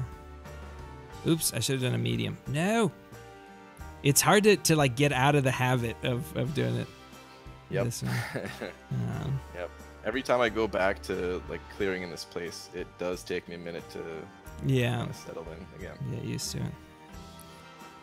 I wonder, is he going faster? Because he is unawakened. I wonder if he's going faster or if he's going a little bit slower than my Omega Red. Yeah, I don't know. It's sometimes, even if it is like a little bit of a difference in time, even if it's a little bit slower, it could be good just to kind of, spice things up a little bit. Yeah, for sure. Let me see. I want Panama Pete Street. Hold on. What? Hold on. Oh. Okay, I'll do it during this. Panama Pete streamed the other night, and now he's gotten me into. Hold on. Oh, Synthwave. Oh, dude, Synthwave is so good. I always tell him that's my favorite part about his. I mean, I like all the things about his stream, but that Synthwave is tough to beat. Come on.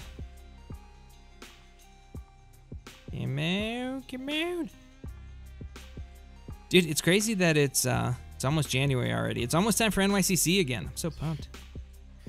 Yeah, man. It's gone by so fast. I do feel like it goes quick though, because I remember us at least getting excited about it back in like August or something, and it just flew by. Yeah. So I mean, if you think about it, so we're 5 days away from New Year's Day, and only 6 days away from failing our New Year's resolutions. Like it's going by really. It really is going quick. Yeah. That always cracked me up because I used to work at a gym, like it was like a club and spa and stuff, but it was a pretty nice gym. And oh my gosh, January was nuts, and then February was super manageable. People just they're just like, I'm gonna do it. No, I'm not gonna do it. What's up, Caden, folks? Just got a 5-star Kingpin and Morningstar. Nice, dude. That's awesome. Is it Keyshawn? Nice. Medusa worth awakening and R5 just for AW defense and some questing. Dude, it really depends on your goals. I feel like if I was to pull Medusa now, and I even have a Cosmic Gem, I probably wouldn't pop it into her. Not because she's not great, but I don't know. It's just not. It's the same with Ghost. If I pulled Ghost, I'm like, meh. I would just, I don't know. She's just not my speed. But Brian, for example, loves his Medusa, and she's certain. I feel like you were one of the few to use her as an AW clearer and to great effect, right? Early on, like most people were using her for defense. She's certainly a great champ. We're talking Medusa. Sorry, it cut out for a second. Yep, Medusa. Yeah, Medusa. Yeah, it's always tough to say because I do feel like I have a little bit of a greater love for Medusa than most people. So, like, I have a hard time giving advice about ranking Medusa just because I have to kind of check that bias a little bit. But yeah. I really do enjoy using her. If I was taking different paths in Alliance War, I would still be using Medusa on attack. Yeah. Maybe. Yeah, she's fun and she's powerful, and she's always gonna have utility in these. Like, you look at Variant, you look at all those things. Like, she's always gonna have utility in that stuff. So, yeah. I mean, I definitely get it. It's just, it all depends on what you'd use her for. I would say certainly if you guys, like, say your battle group doesn't have a 5C5 Medusa, She's still one of the top 10 defenders out there. I feel like we see more Medusa bosses than anything else. We see Medusas and champions, and then once in a while we'll still see a Morningstar. And once in a while just like kind of a diversity boss because they've used their better defenders elsewhere. But yeah, I definitely... she's great. So it just depends on you and what you like and all that. But she's not really...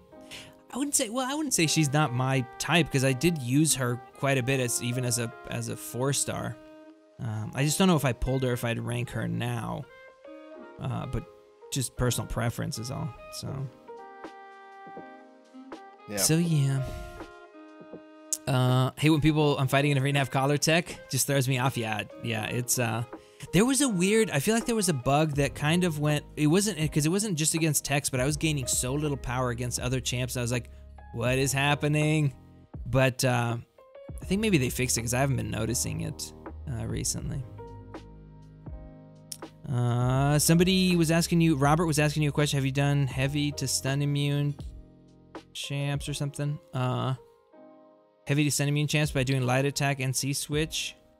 I'll read it here. You can focus on the fight. Okay, cool. ABG, have you done heavy to stun immune champs by doing light attack, Nightcrawler switch trick, and then medium on block, and then heavy? Please try it.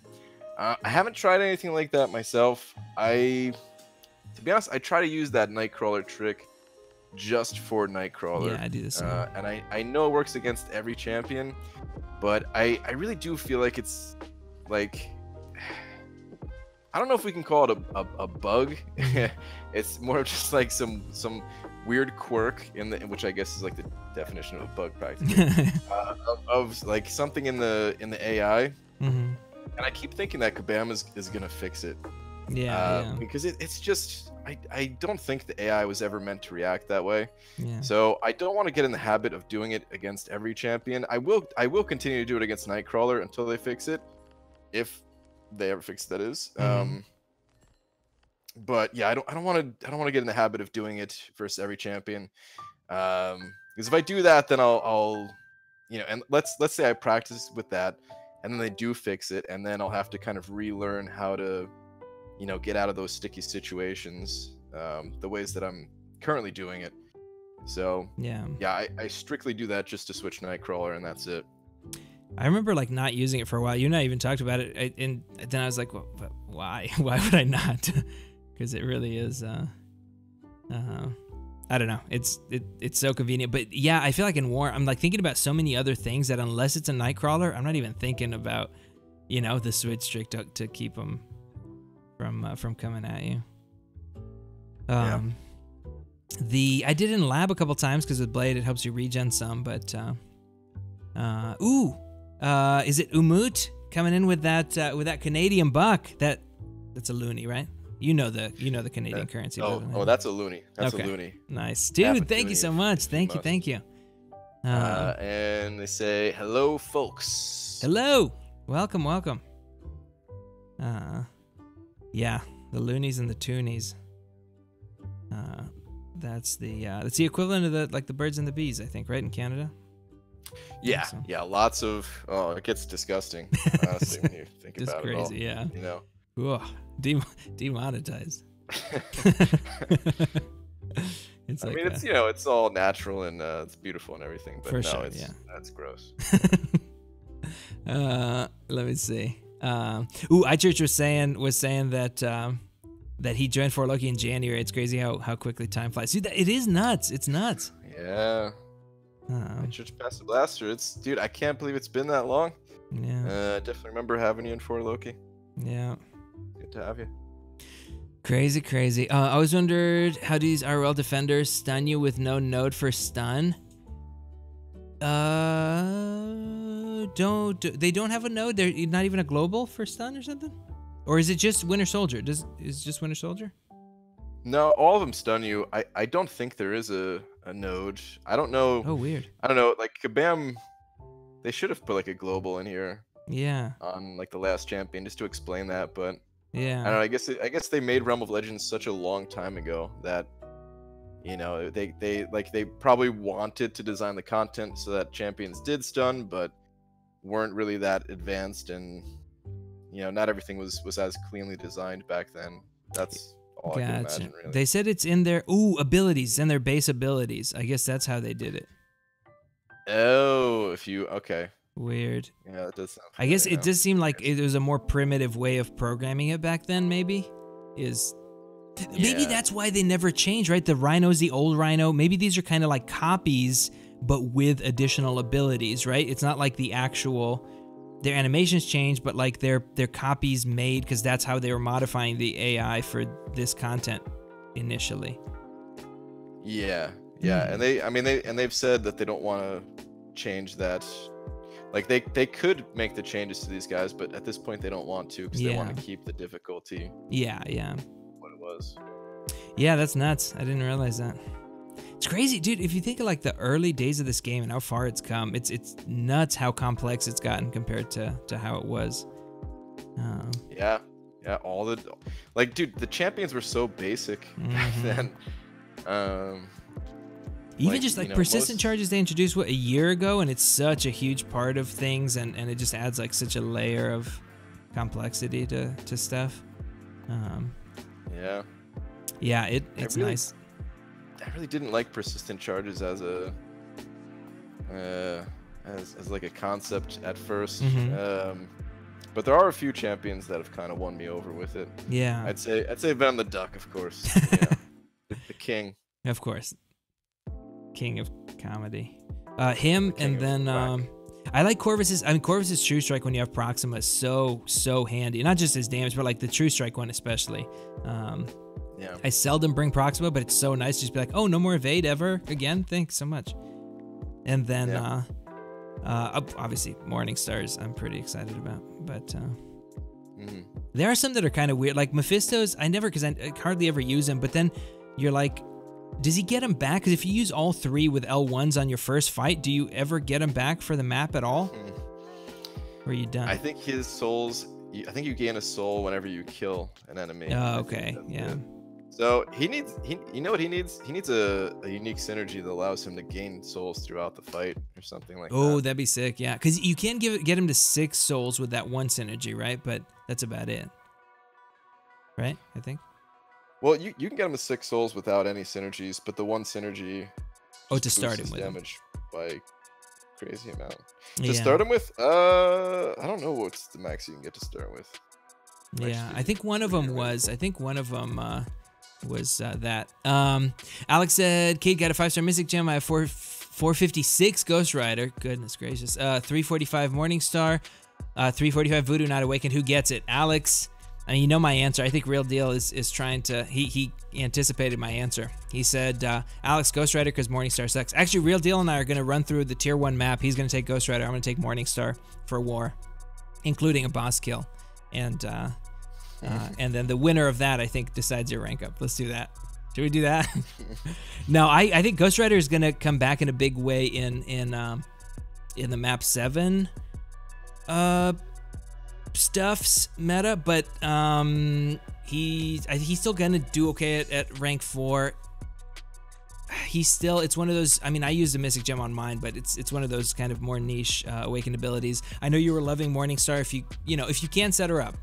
I knew I could get his goat. Oh, but I think if you're gonna use, are you gonna use Voodoo?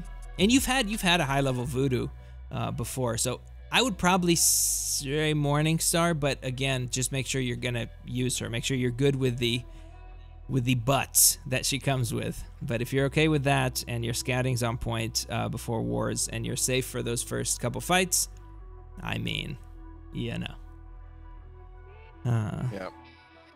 There's not very many. I didn't realize it until I had her for a while. But remember, like, debuff immune Sabretooth used to be like an issue for most champs. I'd always send Star-Lords and stuff. And I didn't realize until, talking to Dreamin' that Morningstar just freaking slays that fight because he still gets that active fury. And you're just, it's nuts, like the damage you do. Yeah. Sorry, you were going to say something. I interrupted you. Yeah, well, I interrupted you first, but yeah, I think there's I think there's something to be said about alliances going back to being AQ focused as well.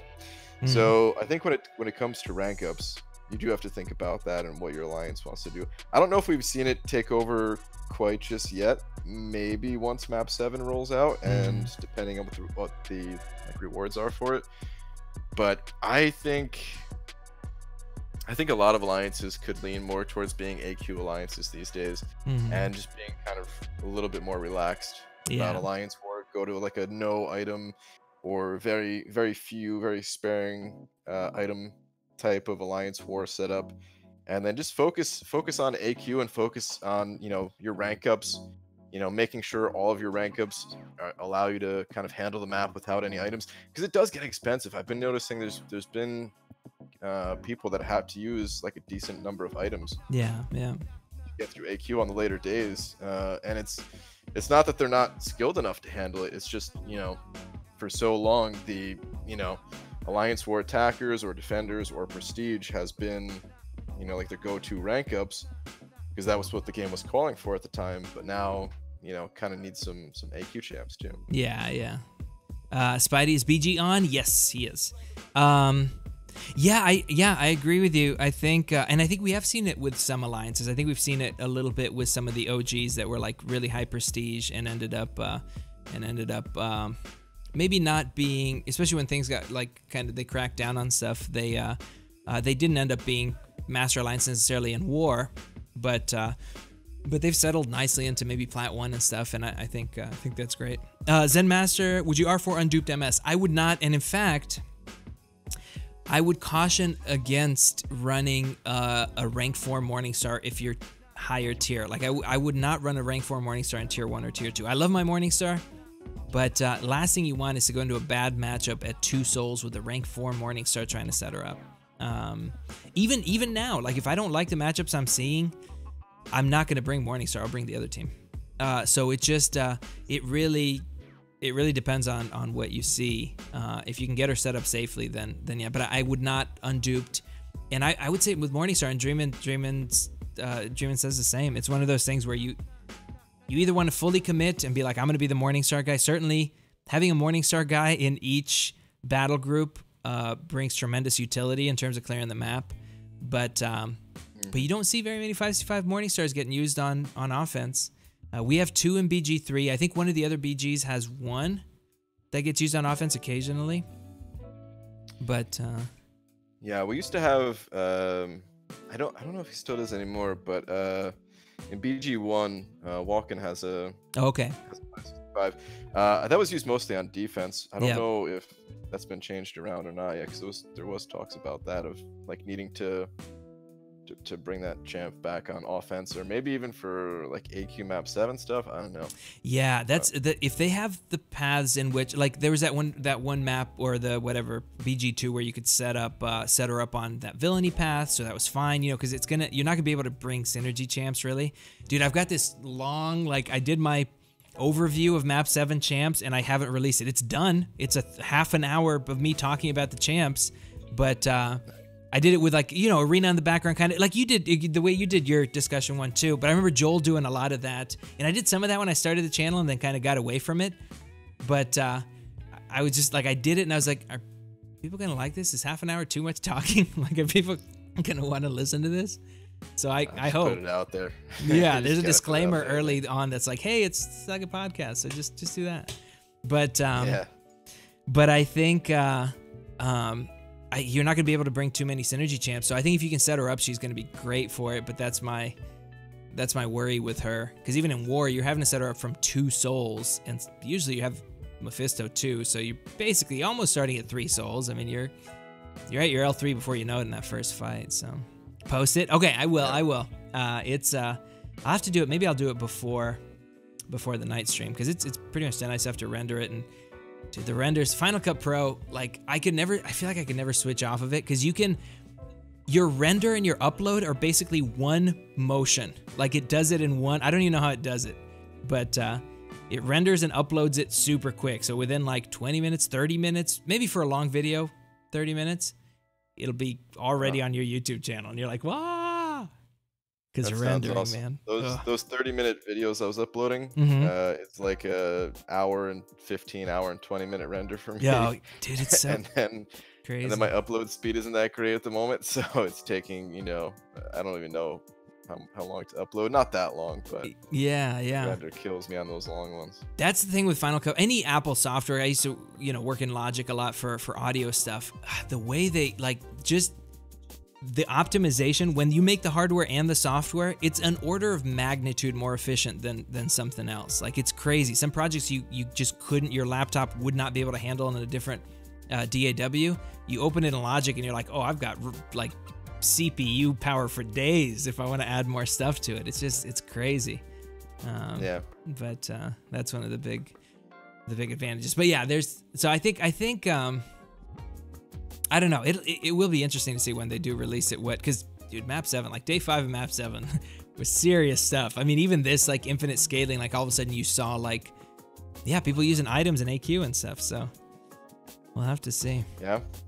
It's gonna be very serious. I hope people I have a little bit of a fear that people are just gonna see Map 7 and play it and then quit. Oh, really?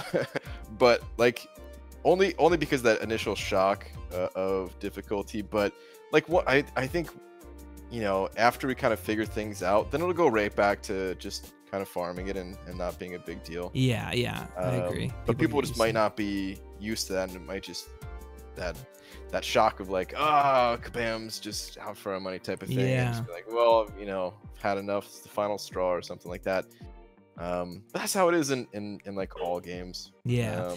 You get some of that when new content comes out. Even like now, a lot of people are like, oh, it's getting too whatever, it's just BS or whatever. There's something like I think people get, especially when it's a little bit maybe above what they've been used to. And I think also in this game for a long time, I don't know, to be in a top 20, like it was relatively accessible. It's going to sound bad. It's kind of like you don't want anybody locked out of it, but it just seemed like top 20 in the world. But for a long time, as long as you had the roster, which you could acquire via spending, you could be in a top 10 alliance, And I think it's moving away from that some.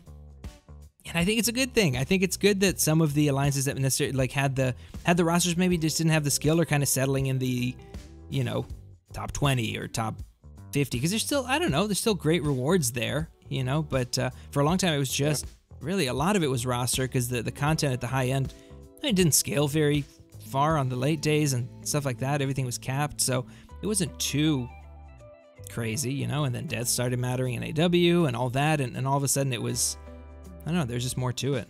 So yeah, I don't know. I don't think it's a bad thing. I always kind of talk about like, I do feel like, to be in the top 20, I feel like to be in the top 20, I don't know, you should be putting in more effort than the people who aren't, right? I mean, you're getting better rewards, so it should be a bunch tougher, and I think that's a good thing. But yeah, I mean, yeah, even if you don't, like, yeah, definitely the rewards too, but even if you don't think about that, just any type of competition, which, MCOC can be seen as competition by some and some others not, but yeah, anytime you're talking about like a leaderboard, of course, there's some type of competitive thing to it. Yeah, I agree. And yeah, of course, it should, there should be that element of skill to be at the top instead of just spending or time you've grinded. Yeah, I just said I don't think Corvus would be a factor in Map 7. Dude, I kind of disagree. First of all, in Map 6, like, he's been my main runner, which is crazy, but because he's getting healing all the time, and because some of the paths, for example, you had those paths that had like a mutant, a tech, an avenger, and it was a shock path. I feel like he will. I think they're gonna want him to a little bit. They're gonna want to take some of them out of AW. I feel like he will have a good amount of utility. You probably need a 565 one. And, I don't know, late days, you may not be taking the shock pads in case you run the glaive charges early or something, but I think he'll be good. I think he'll be really good for that. So I think there's going to be a lot of, he was on my list of champs that surprised me. In the same way that Omega, right? Anybody that heals off of suicides, every fight, you're getting healing. I know for me, for Corvus, I'm loving running him on Biohazard because any chip damage that you took, you're just getting it back because you're bleeding continuously, but you always have your glaive up. So it's kind of, I don't know, it's kind of nice. You have to remember once in a while you do punch into a block and you're like, oh, that's right, I'm an idiot. But other than that, like it's really, he's really nice for that. Dysentery Joe, what's up, dude?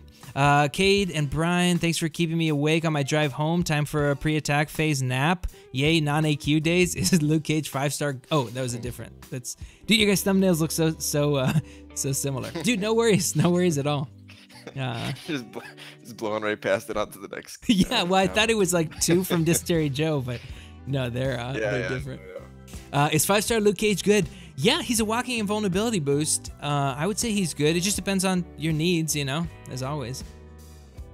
I enjoy using him in regular questing content. I know some people enjoy using him elsewhere in the game too. Actually, I've been using him in Alliance Quest too. Yeah. No, that makes sense. It's funny, Dysentery Joe's like, thanks for keeping me awake. I was about to be like, all right, you guys. So it's been almost 3 hours. So, Joe, do you mind if you just rewind a little bit and we keep you awake with the replay? Because I think it's about time. I have to clear path 6 too in war and get going. But I think he's done actually. That sounds like. Oh, nice. Sounds like he's home. For anybody that just got in later, so we'll have our regular night streams. We're back to normal 11 p.m. Eastern, but we'll have day streams tomorrow and the 3 days after that, right? So 28, 29, 30, 31st. We'll have at least 2 days of variant, at least 1 day of the maze. We just have to get all this content done.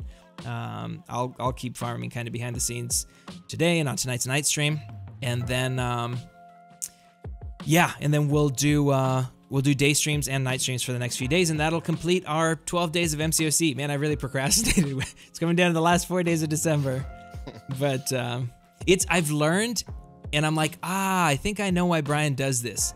Not to promise day streams the night before, because I'm like, yeah, day stream tomorrow for sure.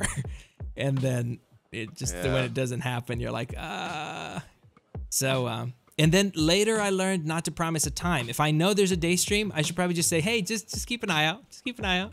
Because I'm like 3 p.m., certainly 3 p.m. And then I don't go live until 5.